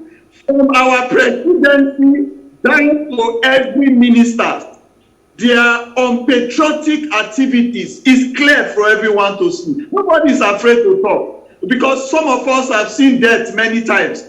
So when we come out to speak, we don't care about the repercussion or whatever, because what we are saying is online. You can carry your Google and check. Soldiers have been complaining that they are at the front line beyond 3 years. 3 years. Somebody have not seen his family. It's on Google. Go and check. He's begging for pass. Some of them were not given pass. They left the front line back to their family. Coming back, they are dismissed. They are published as a whole. A whole is absent without official leave. But how does that translate? I mean, we're trying to understand, how does that translate to the impunity that we're seeing? That if you have some persons who have been mentioned as being sponsors of terrorists, or some military officials that have been, also been mentioned as collaborating with this terrorist and bandit, however we want to call it, to perpetrate all of this evil. How come they have not been arrested? How come the law has not caught up with them? I mean, you have the police to do all of this. You have relevant agencies and bodies to do all of this. So how does all of this translate to the impunity and the fact that, the executive arm of government, or this current administration, those who are the ruling class currently, are responsible for all of this? Well, like you said I've answered all the questions. You can now understand that impunity of office means that you can do what you like, not what the office dictates. Now, if there is a case that needs to go to court-martial, and that case that needs to go to court-martial is buying time, is being ignored, then we should know that there is impunity of office. The Abba Kyari case, he was supposed to have answered for all of this until other cases began to pop up. Go and look at military men that were involved in the Wadume case with the police. So what was the outcome of that? The Wadume case, Wadume is still there, and the military that were said to be involved, what happened to them? There was an army officer that was said to have carried monies belonging to the military, and soldiers eloped with that money.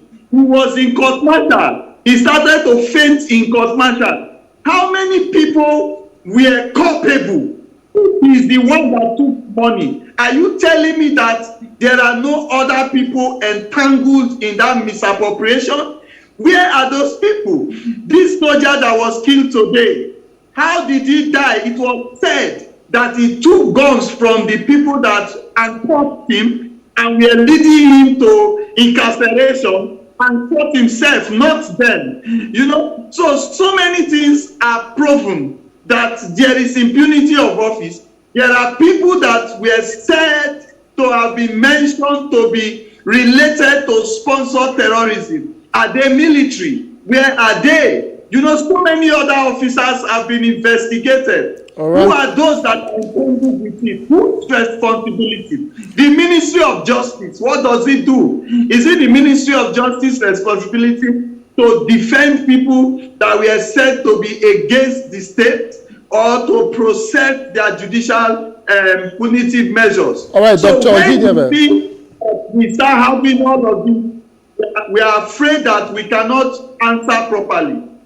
All right, Dr. Hidebe, fine. We have established the fact that there is a security breach, in the Nigerian army, Nigerian military now. But going forward now, let's proffer solutions to all of this issue. What do we begin to do? The CDS has written to army commanders and all of that, but is that enough? What more can be done? Well, what I see here now is that we will wait for 2023 as my first advice. Then we should begin to learn how to vote for the right people. That's number one. Number two is this. In the military itself, because of the lives we are losing, I employ the service chiefs, the chief of defense staff, no matter what kind of letter you have written, to actually and appropriately begin to fish out mode. Be assured that you are leaving the service. So you are coming out to the civilian enclave. So you need to fish out modes, because the army, the military is the strongest protection line of any country. So if we don't protect it, if we don't design a professional organization that will continue to exist in its capacity, then we are making a very big mistake.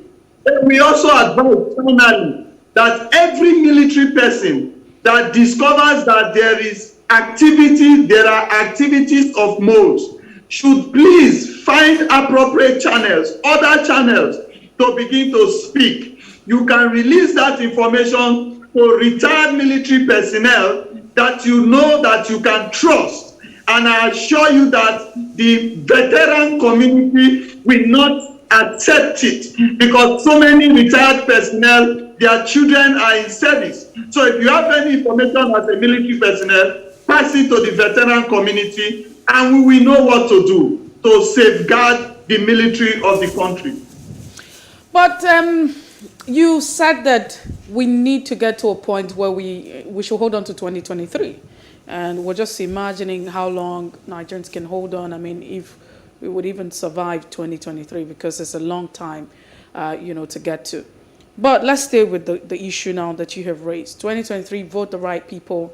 And will that make any difference? Because the argument here is that we seem to have weak institutions. And institutions are not just made by themselves. These structures are created, are run by people. So if you have a weak institution and you have strong men, and the election is very critical for every government, so how then do you have a system that you have weak institution and you have strong men provide a credible election in 2023 that should rewrite the wrong? Don't you think that this is just a myth? Well, it is. But when you call someone a strong man, as we speak, Ghana was weak in every aspect. Every Ghanaian was finding any country to go and find his daily bread. But there was a strong man that sat on the seat. See, strength attracts strength. By the grace of God and by every Nigerian intent, patriotic intent, we shall put the strong men power. And I assure you that Nigerians that are also strong will begin to hold office in the institutions. That is only, it's a myth, but we pray that the myth begin to come to reality. Because, I mean, it's such a strong one. Probably we might never get there. It's a serious mirage, if you ask me. Because looking at 2023 now, this is not to say that we're wanting to sound like a prophet of doom, but if you have a system where we constantly say that, the reason why we've not had these persons facing the law, if you say you have military persons who are involved in crime and criminality, abating crime, and conniving with terrorists to cause havoc, why haven't they been arrested? That's because you have a weak institution, and these institutions are not being run by people. I mean, they're not run by spirits, but people. And so these persons have constantly weakened the institution. Is it the same institution that we're hoping that in 2023 would deliver a credible elections that will get us to a point where we need to get to? So we might probably just go in circle until we probably find another way out. So that circle that we are going through is this. There is a pattern of Nigerian change of government that I've been speaking about. When we want to change government, anybody planning to come in as low as a councillor, a local government chairman, you must understand that your office of administration, your office of accountability, your finance office, your office of procurement, those are places that you must put in the people that you have been grooming for such opportunity. You don't need to say this person was relevant during our campaign. No. If that person does not fit into any role, you don't give the person any role because they fitted into your campaign. We must look at people that we term round pegs in round holes. So if you are campaigning to be a governor, please, as we have always said, begin to look for proper accountant generals. Begin to look for proper persons to put in your procurement. Begin to look at your approvals, your vendor approval process, people that will do things for you, people that will not be asking for kickback, people that will not be looking for sentiment. Is it from our party? Is it from our religion? What tribe is he? So if you can begin now as praying to hold office, and we see you as a strong man, begin to plant strong people. Right. Begin to plant people at strategic positions, strategic offices, not because they are members of your party, not because they are your tribesmen, not because they attend the same church or mosque with you. The results that you will get is commensurate to the institution's strength that are going to work with you. So if you don't think about that now, you are purely on a jamboree. All right, we still have Dr. Roy Ohideve, a security expert, with us here in the studios. We'll take a quick break and we'll come back and talk about more emerging security challenges facing the country, all in a moment. Stay with us.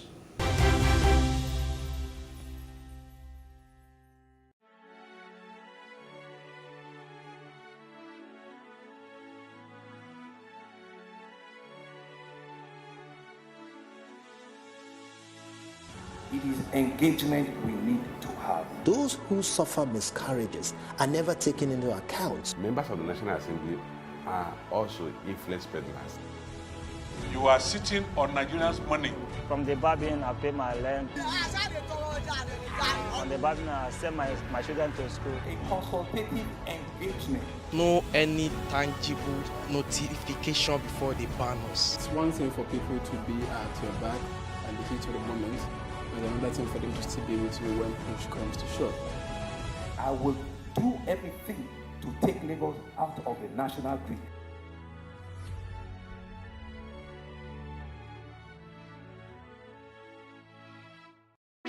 Hey, what's up, guys? You're welcome to another edition of Plus Event, and I remain your host, Ifeoluwa Oshukeye.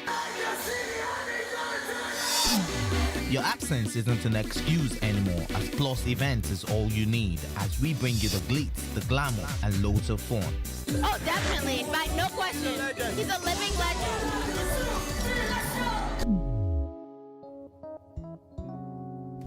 Oh, God forbid, Holy Ghost fire, I know. I just want to be blown away. I want to be wild. This is 11 years of doing it.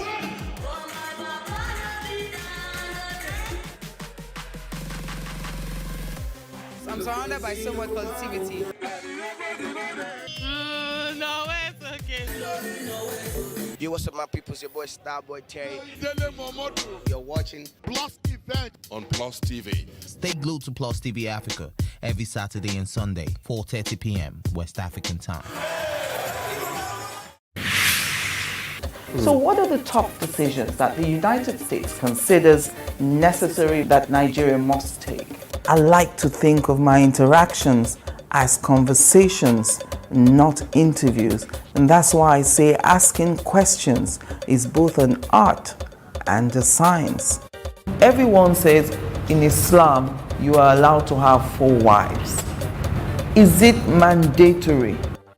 The right question enables answers that educate, inform, clarify, and help you, the viewer, to better understand the issue before making up your mind. Our goal is to reduce from 10 to 2 days the time it takes to register businesses in Nigeria. Join me every week on this station, Plus TV Africa, and gain exclusive access to my conversations. I'm Angela Ajetumobi. Increase the reach of your events or business services. To advertise on Plus TV Africa, please call 0906 000 5719 or 0909 040 8408, or send an email to marketing@plustvafrica.com. Plus TV Africa. Big stories live here.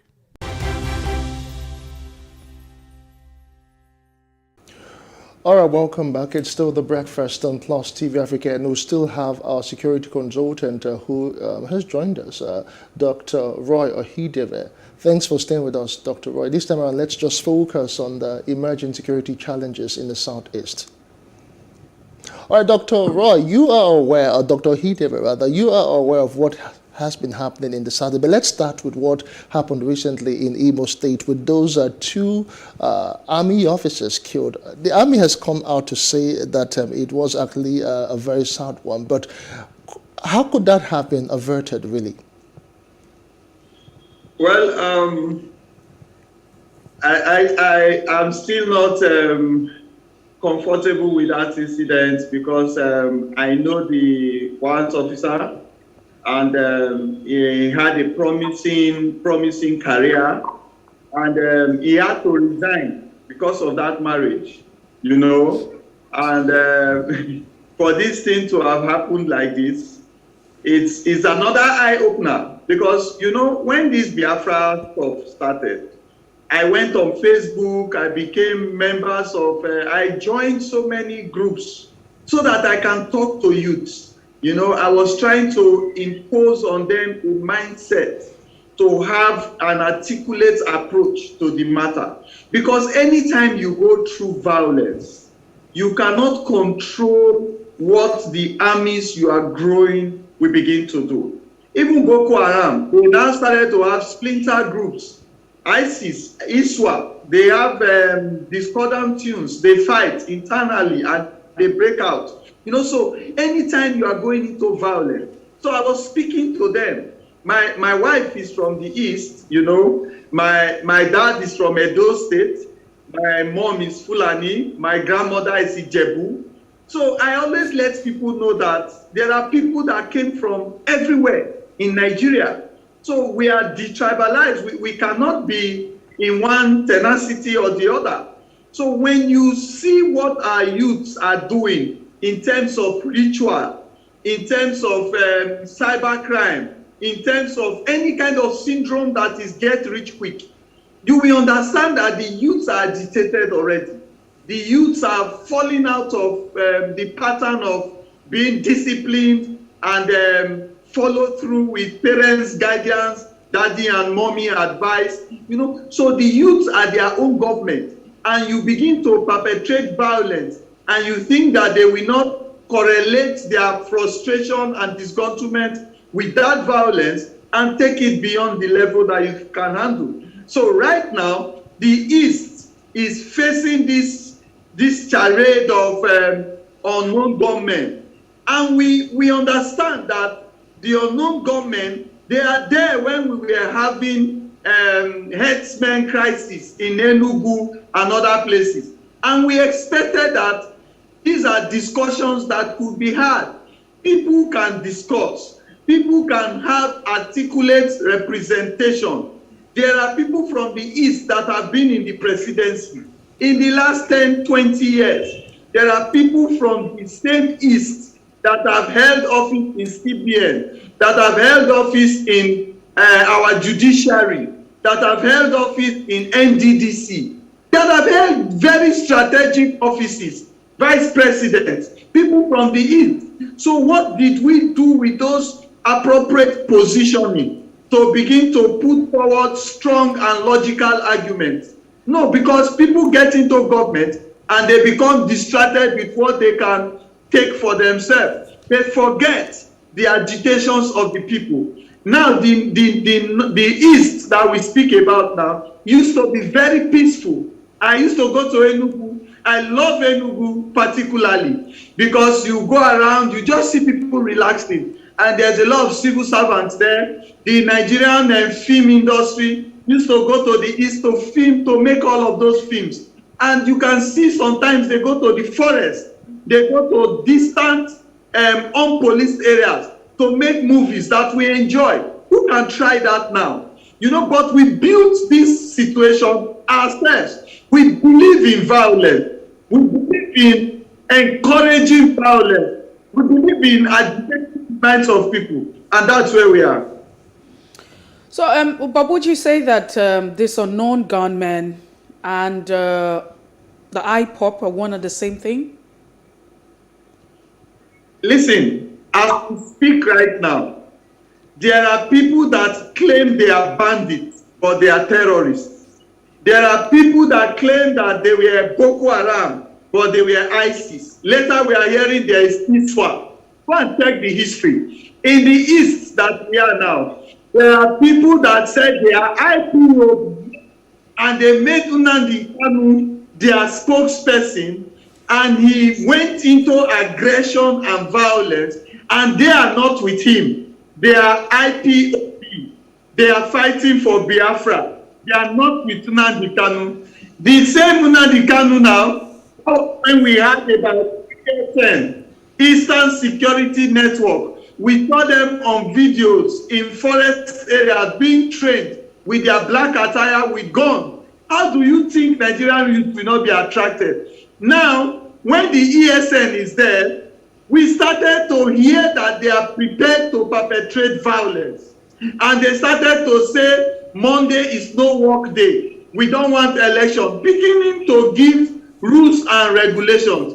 Now, because those people that are known, that belongs to ESN and IPOB, cannot be now seen to be perpetrating evil, you will be arrested. You know, so the next thing we had is unknown gunmen. So if the unknown gunmen are not IPOB, if the unknown gunmen are not ESN, I want to ask a question. If you say you are IPOB, you are ESN, and you are for the East, you are for the actualization of Biafra, what stops you in that same East that you are right now to apprehend the unknown gunmen? What stops you to stop the violence, the killing of Easterners, Igbo brothers and sisters? Why can you not stop it? If you cannot stop it, how can you protect Biafra when you finally actualize Biafra? That is what I also ask people from Edo State. You say herdsmen come and kill people. And I said, what about the cult guys? What are they doing? I ask people in Benue State, when it is time for the thief and the Jukun to fight, you will see them killing community to community, killing themselves. One day you will hear that herdsmen came and killed everybody. Where are those young men that were fighting within communities? Why can't they protect their community? So if you are not IPOB and ESN and not unknown gunmen, I am not saying they are. Can you arrest the unknown gunmen and put them in those viral videos? Can you arrest the unknown gunmen and hand them over to the police so that when Nnamdi Kanu is talking to the government, when IPOB is talking to the government for the actualization of Biafra, the government and the people will believe that unknown gunmen is a criminal body. But how come it has become, I mean, if you look at our country, we have the police force. And we know the primary responsibility of the Nigerian police to maintain law and order, protection of lives and property within a civil dispensation. It is their responsibility. And in every state you have the presence of the Nigerian police. So what's really going on? Is it that the Nigerian police have been overwhelmed? Why? Well, the capability and the capacity of the Nigerian police was 30 years ago, before politicians permeated the professional structure of the police. As I speak to you now, it is only favored police officers, listen to me, and favored police agents that actually enjoy the technology advancement, the opportunities to interagency organize a result. If you need to solve a police case, you may need to work with financial institutions. You may need to work with telecommunication institutions. You may need to work with private security agencies. You may need to work with other agencies. You will need technology. You will need technological know-how. You will need collaboration of the people. All of those things in the last 30 years have eroded. That is why you will see a government forming an IROT to be based in Abuja, to leave Abuja to Bayelsa State to go and arrest somebody. Are there no area commands? Are there no officers in Bayelsa to transfer that information to? Why is the IROT the only one to go to extreme places in the country to arrest people? Why are some cases called high profile when it is Nigerians that are involved, that are victims, and that are also paying taxes? So you can see the system we have been streamlined for the elite. Only the elite get the protection from the police. If you are a poor man and you are among the unfortunate masses, there is no policing for you. So that is where we found ourselves. But some people are opportune to get access to policing, and they are using it to protect themselves and perpetrating evil. All right, Dr. Ohidebe, very quickly as we wrap up on this particular session, now let's talk about the seat at home that is actually in force in Anambra State. The new governor, Charles Soludo, has said that there's no more seat at home, but over time, people are even scared to go about their normal business. Very quickly, how do we secure an end to that? Well, I just saw a video that Nwanzuruke is also wanted by the, should I say IPOB or no government or ESN. I saw the video going viral where they marked their face. They said they are looking for Nwanzuruke. See, what I advise the Eastern governors to do is to stop talking. They should not come on air to say anything concerning these matters anymore. They should collaborate and begin to penetrate the hideouts of these people and decimate them. You know, they should prepare high-profile, speedy judicial processes. There are people from the East that are judges in Nigeria. Give them responsibility. There are people from the East that are in the military, in the police. Don't send somebody from anywhere. Get patriotic people from the East that believe that Biafra can be actualized through other means, and put them and give them the opportunity. The governors that are seated there today, they should forget about political gimmicks, political politicking.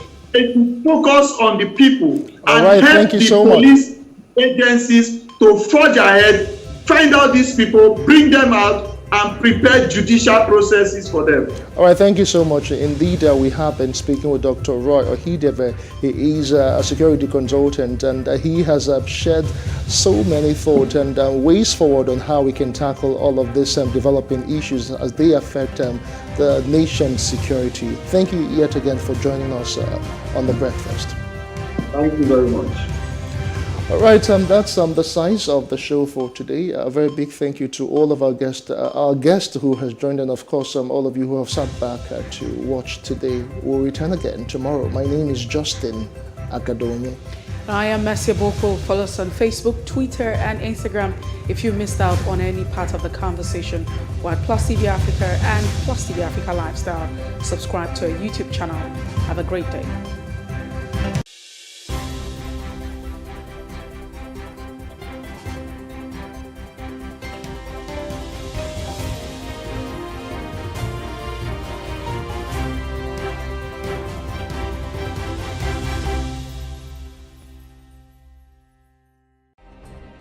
Nigeria's Niger Delta region, from where the black gold fuels Africa's largest economy, where the lines between wealth and poverty has never been thinner. Conflicts, poverty, insecurity, and environmental challenges daily confront the region.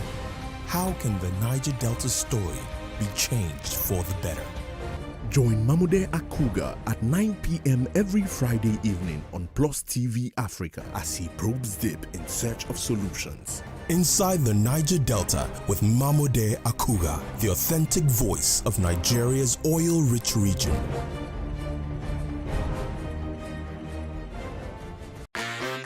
Hello and welcome to Space and Style, a property show designed to connect various stakeholders across the property value chain.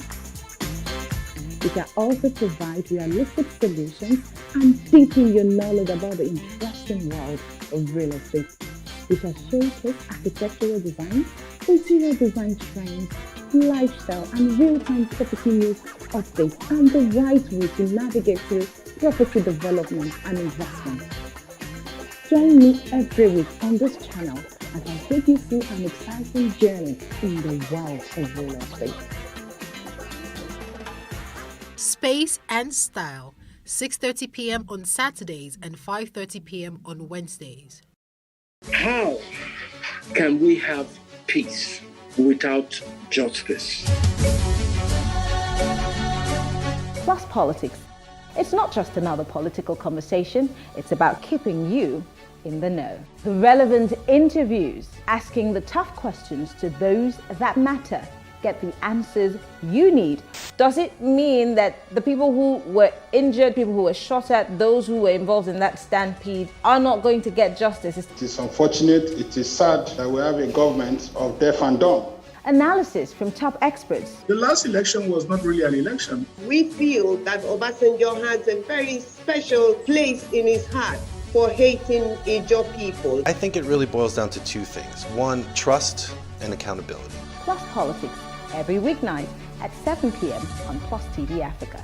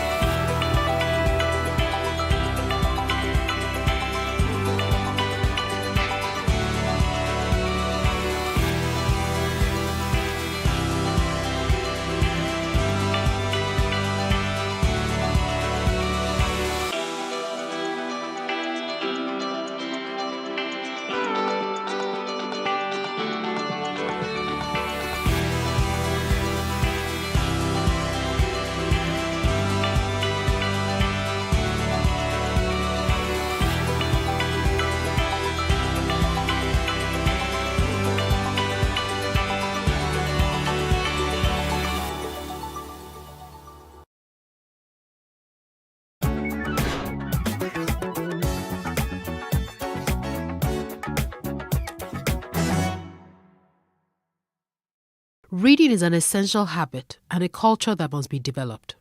Nigerians are generally believed to have a poor reading culture. The role of government in promoting reading and equipping reading spaces and libraries in Nigeria cannot be underestimated.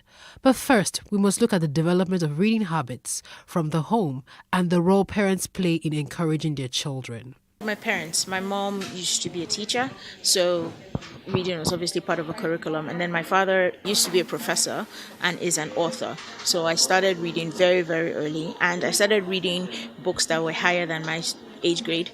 I was reading African Writer series from age 7, age 8, and reading encyclopedias by that time. So obviously my parents had a huge part and encouraged that in me. In the Nigerian book market, there's a high influx of foreign authors writing for children, but very few Nigerian authors telling relatable, homegrown Nigerian stories. If you start out reading stories even to your baby, even before they're 1, and then as they get older, buy appropriate materials that are colorful, with easy to read words, and read with them. I think that helps. Adedotun Enyade, a co-founder of Robin Heights, a leading bookstore in Nigeria, has tips for Nigerian authors and how they can improve on their work and get into the hearts of readers. The story has to be good, right? If you're writing, whatever you're writing, if you're writing fiction, if you're writing non-fiction, it has to be like, really, really compelling, one. Next thing would be like in terms of like the packaging, right? People have gone past the era where you just take your books to just about any printer to print for you. I think, publishers, self-published authors as well, they need to invest in ensuring that the quality of the book, the final output is one that would, stack up with any book, published, elsewhere in the world. So that's really important. Then I think, what would be like the most important tip for me to them would be just, they need to invest in marketing. The book business, like any other business, is challenging. If you ask anyone who's running the business in Nigeria, they will tell you capital, of course, right? I mean, book selling is also, as with any other business, is also quite capital intensive. Like, getting to pay your rent, getting to actually buy the books and stock up like your shelves when you have them. Hiring good people requires decent amount of capital. So I would say it's getting the startup funds to set up something, and then if you're looking to do it at scale like we're hoping to do, then it also requires you raising funding, which isn't readily available in commercial banks, right? I don't think a bank would say they want to give you a loan to set up a bookstore. They probably will be skeptical about the number of people who read. So for us, I think it's just I would say capital is at the top of the totem pole. It is commendable that certain individuals and organizations are making concerted efforts to revive the reading culture in the country. The government should also redesign the school curriculum to incorporate more reading activities in primary and secondary schools.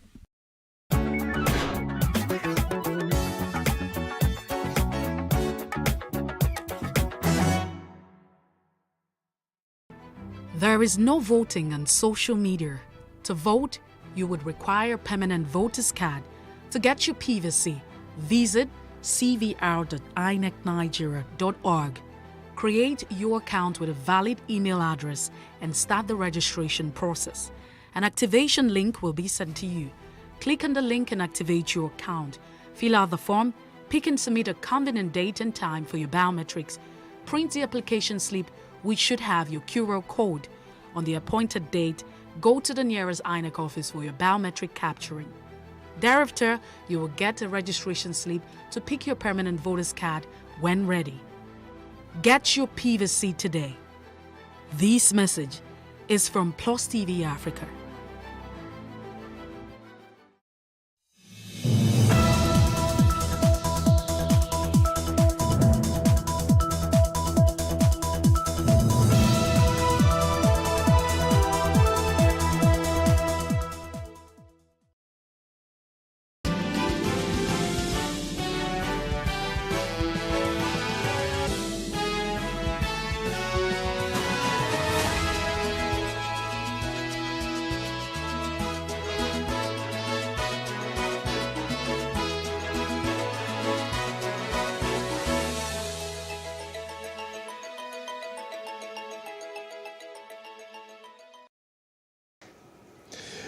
Good morning, I am Justin Akadonia and this is the newsbrief on Plus TV Africa. President Muhammad Buhari has met behind closed doors with former Lagos State Governor Bola Tinubu at the presidential villa. The president's personal photographer, Sunday Ayeze, confirmed this in pictorial report on Tuesday night in Abuja. Now, the agenda of the meeting between the president and the national leader of the All Progressives Congress, APC, could not be ascertained as at the time of filing this report. Bola Tinubu had on Friday picked a role in APC presidential nomination and expression of interest forms at its national secretariat. Now, a member of the House of Representatives, James Falike, representing Ikeja Federal Constituency, picked the forms for the APC national leader, who had since informed the president of his presidential ambition. Now, Southwest leaders in the All Progressives Congress APC have scheduled a meeting with presidential aspirants from the zone. The party's founding chairman, Chief Bisi Akode, and former Ogun State Governor Olusegun Oshoba and other stakeholders are the conveners of the parley built for the Lagos State Government House in Marina on Friday. Expected to attend are the APC national leader, Asiwaju Bola Tinubu, Vice President Yemi Osinbajo, aka State Governor Kayode Fayemi, and Senator Ibikunle Amosun. The invitees have all declared interest to contest for the president. The former president, Olusegun Obasanjo, has expressed optimism that whatever the situation and condition is, all will be well with Nigeria. Now, the former president who said this at a global crusade organized at the Deeper Life Bible Church in Abeokuta on Tuesday urged Nigerians to have faith in God. He said that considering the situation of things, Nigeria and the entire world require God's visitation, urging all children of God to seek his face for visitation. Now, the general overseer of the church, Pastor Williams Kumuyi, who had earlier paid a visit to the former president, prayed God to grant him many more years to contribute to the progress of the country. As all the political parties in the country prepare for the upcoming 2023 general elections, a group known as the Concerned Nigerian Citizens has called for a power shift to the south in the spirit of equity, justice and fairness. The group, through its convener, Femi Oshabinu, said this at a World Press Conference in Abuja. Emmanuel Ehijine's report is presented from our studios. Osabinu said that the briefing became imperative due to various agitations among southern ethnic nationalities, insisting that the presidency this time must move down south and the intrigues by some political actors to jettison the zoning arrangement must end. He said there is an unwritten conventional way for power to rotate between the north and the south since the return of civil rule in 1999. Presidential election in Nigeria is highly influential and powerful as we all confer greater sense of belonging to the federation on any ethnic or geopolitical zone that produces the president. This no doubt has deepened the agitation for power shift by various regions, and with us resolved to implore all major political parties to have a deep think ahead of national conventions, ensure that power rotates to the south, as this will ensure that the country remains united. Shedding more light on the agitation, other members of the group are of the opinion that power rotation will ensure equity, justice, and fairness in the nation's democracy. They also say it is sacrosanct if the nation is to attain unity, peace, and progress in all forms. President Muhammadu Buhari, by the grace of God, will be president of Nigeria till May 29, 2023. I haven't served 8 years as president from the northern part of the country. In essence, it means that the next president of Nigeria, by the virtue of that convention, the principles of federal character as enshrined in our constitution, and by the virtue of the foundation of our democracy, the South must produce the next president of Nigeria. If you look at it, it is proper that once one part of the country, which have been divided into two poles, the north and south pole, once one has had, it is proper that the other should have. The group called on all the political parties in the country to respect zoning and that now is the time to do just that. While still talking politics, members of the Ogun State chapter of the People's Democratic Party, PDP, have accused the National Working Committee of an alleged subversion of the result of the World Ad Hoc Delegates Congress held across the 20 local government areas of the state. The members, in their numbers, stormed the state parties or the state party secretariat in the capital to register their displeasure over the development which they said was taken to favor an influential member of the party in the state. Armed with placards with various inscriptions, the members appealed to the national body to do the needful in order to ensure justice, equity and fairness and to reposition the party for victory in the next general elections. On Saturday, elections were held around 20 local governments in Ogun State, but the National Working Committee from Abuja accepted the results of the local governments whose chairmen are loyal to Ladipo Kwadebutu and disregard the remaining. That is the main point. Where the leadership of a party is unfair and unjust, it is very, very dangerous for the party. In any case, the National Working Committee are trying to disregard the results of the Congress duly monitored by INEC. And they are trying to falsely announce the result of a small group of people who in any case, did not hold any Congress. If they hold a Congress, let them provide the video evidence. But there is a group who held a Congress monitored by INEC, DSS, the police, and the civil defense. There is pictorial and video evidences for this. But there is another group who never held any Congress. And the National Working Committee is now trying to disregard the result of the well-monitored Congress and announce falsely the result of the other group who never had any evidence that elections were held. Now, the Benue State Governor Samuel Ortom has challenged youths in the state to equip themselves with the requisite knowledge on security and governance to be able to effectively handle leadership responsibly in the future.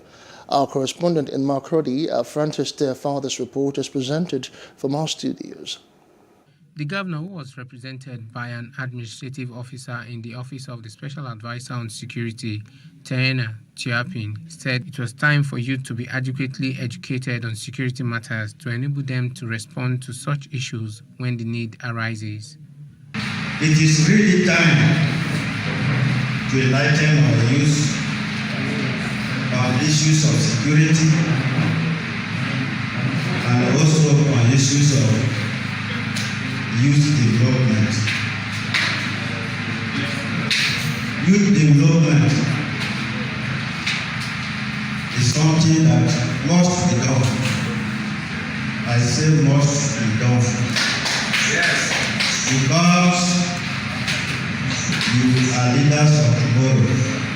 Commissioner for Youth and Sports Development, Barrister Taima Ngoa, represented by the Director of Youth Development, Michael Omanga, said the program provides an opportunity for youth to brainstorm and make contributions to national development. Briefly, the Nigerian Youth Parliament is a program of the Federal Ministry of Youth and Sport Development in cooperation with the National Assembly, established to equip the young people with leadership and legislative skills, as well as to participate in decision-making. In his remarks, Speaker of the State House of Assembly and PDP consensus candidate, Honorable Titus Uba, represented by the Speaker, Benue State Youth Parliament, Rachel Tiona, disclosed that the House of Assembly has taken steps in the interest of youth in the state. I want to say well done and kudos on organizing this town hall meeting and inviting us to deliberate. And this gives us a sense of belonging that, okay, our leaders want to listen to us, want to see what we have to bring to the table, and are ready to act on on our recommendations. So I want to also appreciate the office of the Speaker, House of Representatives, and also the office of the Minister of Youth and Sports, Mr. Sunday Barry. Various speakers at the town hall meeting also advised the youth to avoid being over-dependent on the government and to use their talent and values to better their lives. Now, the National Drug Law Enforcement Agency, NDLEA, has said that the ongoing investigation of a suspected drug baron has led to the discovery of more than 22 billion naira worth of tramadol. A statement by the NDLEA Director, Media and Advocacy, Femi Babafemi in Abuja, stated that the investigation led to how the suspect imported into Nigeria 2 containers containing 1,284 cartons of tramadol in October 2019 with a market value of over 22 billion naira. He said that the statement was to counter insinuations by some hirelings that the NDLEA had no evidence to pin a crime on the suspect, widely believed to be the chair of a group of firms. Now, it appears that the Lagos State Emergency Management Agency, LASEMA, has concluded the search and rescue operations at the scene of the Abutemeta building collapse as sympathizers hang around sobbing. As scavengers climb the heap of the rubble to pick bits and pieces of their properties, now some residents and eyewitnesses say some of those that died in the tragic incident have been buried. My mother-in-law and my sister lived in the collapsed building. The boys around tried, but they brought out my mother-in-law and the son dead. Some other victims were calling that they were still trapped in the rubble, but the caterpillars brought them out dead too. In fact, those dead were more than 20. There are some houses inherited by the third generation and are still durable. But this house was not well built, whether it has existed for 30 or 50 years. Government should help monitor the developers, or else young and old would continue to die.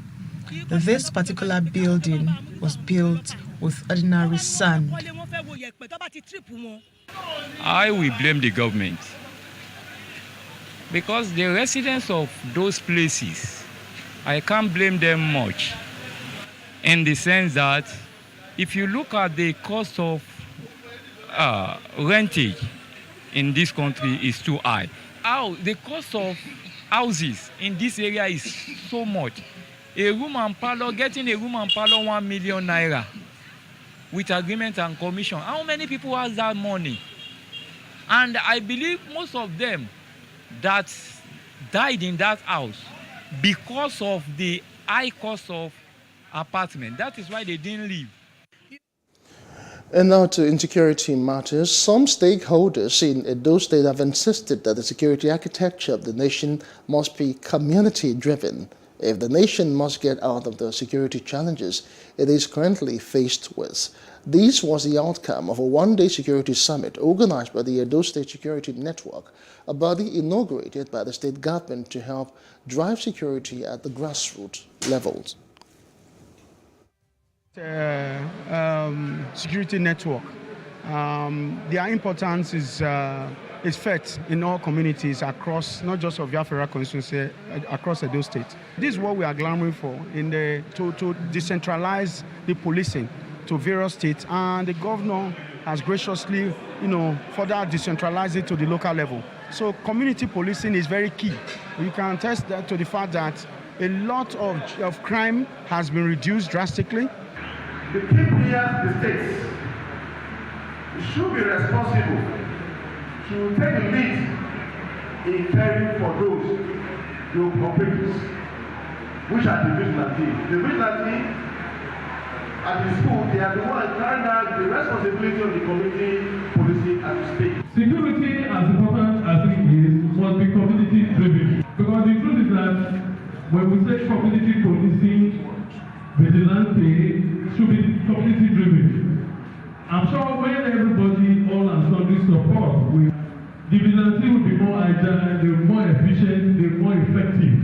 I beg the Edo State government, not only the Edo State government, anybody can support the Edo Security Network. Please let them do. So that we have to encourage them because they really suffered for us. They don't sleep while we are asleep. The prices of food and other commodities keep skyrocketing daily, touching on the cost of living in Nigeria. We feel the pulse of the people on the street on Street Views.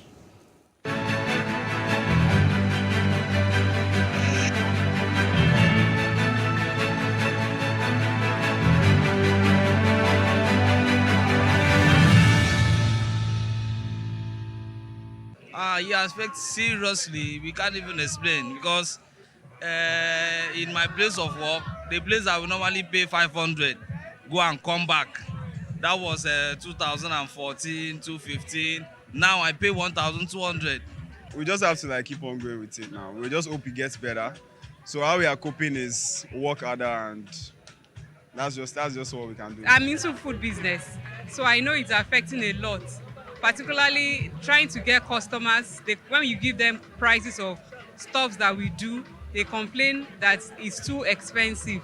But due to the constant increase in sales, in pricing, it's really affecting the business. For example, a bag of flour last year was going for about 10,000, but now it's going for like 22,000, 23,000, depending on where you get it. When you look at the rate at which prices of commodities are going up, is very, very high. In fact, average Nigerians are finding it very difficult to cope.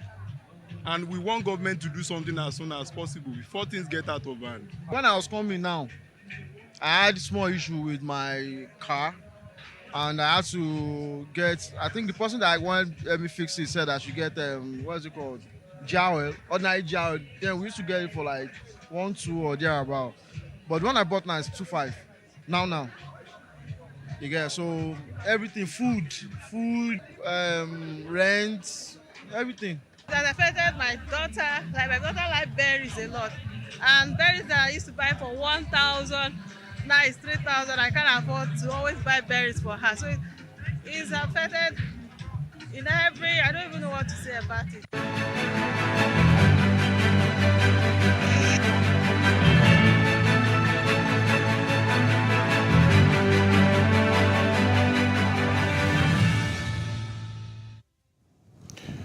To other parts of Africa now. Al-Shabaab jihadists armed with guns and explosives have stormed an African Union base in Somalia, triggering a fierce firefight that killed Burundian peacekeepers. A high-ranking Burundian military officer said about 30 soldiers were killed and another 22 wounded, while a dozen were missing. It was the first of such attack on the peacekeeping base since the AU transition mission in Somalia replaced the previous AMISOM peacekeeping force on April the 1st. Al-Shabaab claimed responsibility of the attack, saying it had taken control of the camp, and claimed to have killed 173 soldiers. The Somali's government have condemned the attack, targeting ATMIS, and appealed to the international community to do more to support Somali forces and ATMIS in effectively combating terrorism. And outside of Africa now, more than 156 evacuees from the ruins of Mariupol's Azovstal steelworks reached the Ukrainian-controlled city of Zaporizhia on Tuesday after cowering in underground bunkers from Russian shelling for weeks. That's according to Ukrainian President Volodymyr Zelensky. In his address to the nation, Zelensky accused Russia of breaching agreements to pause fighting long enough to allow vulnerable civilians to be moved to safety. Now, nearly 10 weeks into a war that has killed thousands, destroyed cities and driven 5 million Ukrainians to flee abroad, Russian President Vladimir Putin raised the economic stakes for Kyiv's western backers on Tuesday by announcing plans to block the export of vital Russian raw materials. In business news now, more than 30 state governments have received $138.5 million grant from the World Bank for meeting the requirement for debt-related disbursements link indicators, DLIs. The state government received the performance-based grant in 2018 and 2019. Now, the DMO utilized a combination of tools and approaches to support the state governments in achieving the minimum requirement for the DLIs it supports. The tools and approaches are guidelines, template and tools, physical or virtual workshops, and just-in-time advisory. Sports news now. Liverpool survived the first half scare to reach the Champions League final with a 3-2 win at Villarreal on Tuesday that secured a 5-2 aggregate victory after the night had threatened to turn sour for Jurgen Klopp's side. The visitors fell 2-0 down with an insipid first half performance before fighting back with 3 goals in a 12-minute spell after the break to advance to their third European Cup final in 5 seasons. Liverpool manager Jurgen Klopp said reaching the Paris final felt as the first one as they had a tough tie against Villarreal. Now, Villarreal manager was proud of his team and fans but said the effort was not enough against favourites of Liverpool. Before the game, I told the boy I would like to have to read the headlines, which is that the mentality monsters were in town, just because I wanted us to be from the first moment, not that somebody who defends the result, but goes for the 3 points or for the win. Couldn't see that, but the second half was like this, and I'm not 100% sure, but I asked what is in Spanish, and I think it's mentalitare monstruosos, something like that. Sorry. But maybe somebody can figure it out. So for me, it was like this because it was. You could see how impressed we were in the first half, and then coming back like we came back in the second half is really special. Yeah, unbelievable. Incredibly tough tie. Never easy. But you know, to be in a final is never ever easy in whatever competition you're in, and to make this, you know, the third in a space of 5 years is incredible from this group of boys. And you know, as players and fans and everyone alike should, you know, never ever take this for granted. Well, sports news wraps it for us in the news brief. For more stories, please follow us on our Facebook, Twitter, and Instagram pages, and do subscribe to our YouTube channel at Plus TV Africa and Plus TV Africa Lifestyle. I am Justin Nakadonye. Many thanks for watching.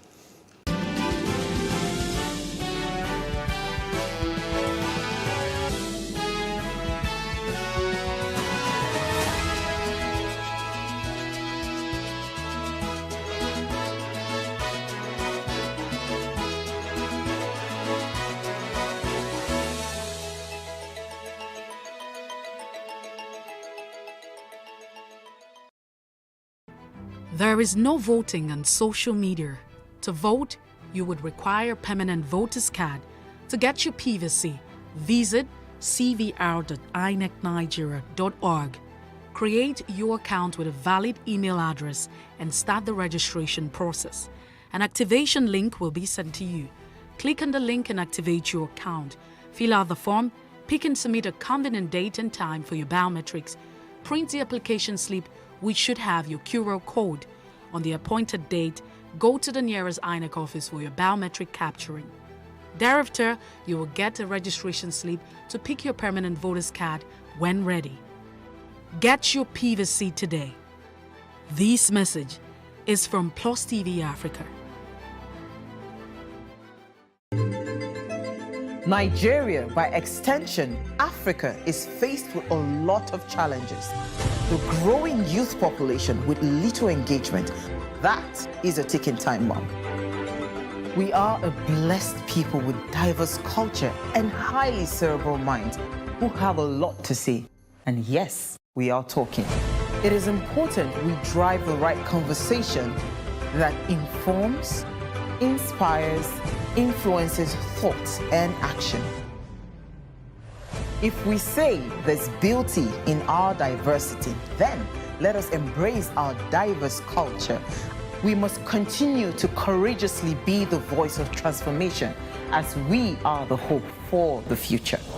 Yesterday's conversations shape today. What are you saying to shape your tomorrow? We know you have a lot to say, and we are here to hear you.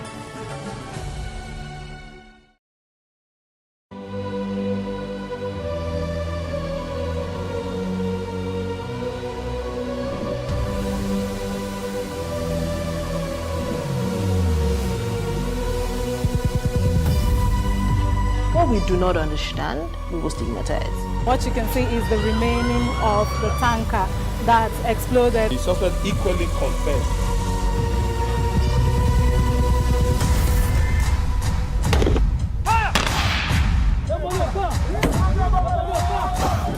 A 500 naira they collect them. If you no talk, they go beat you. Now 2,500 they pay.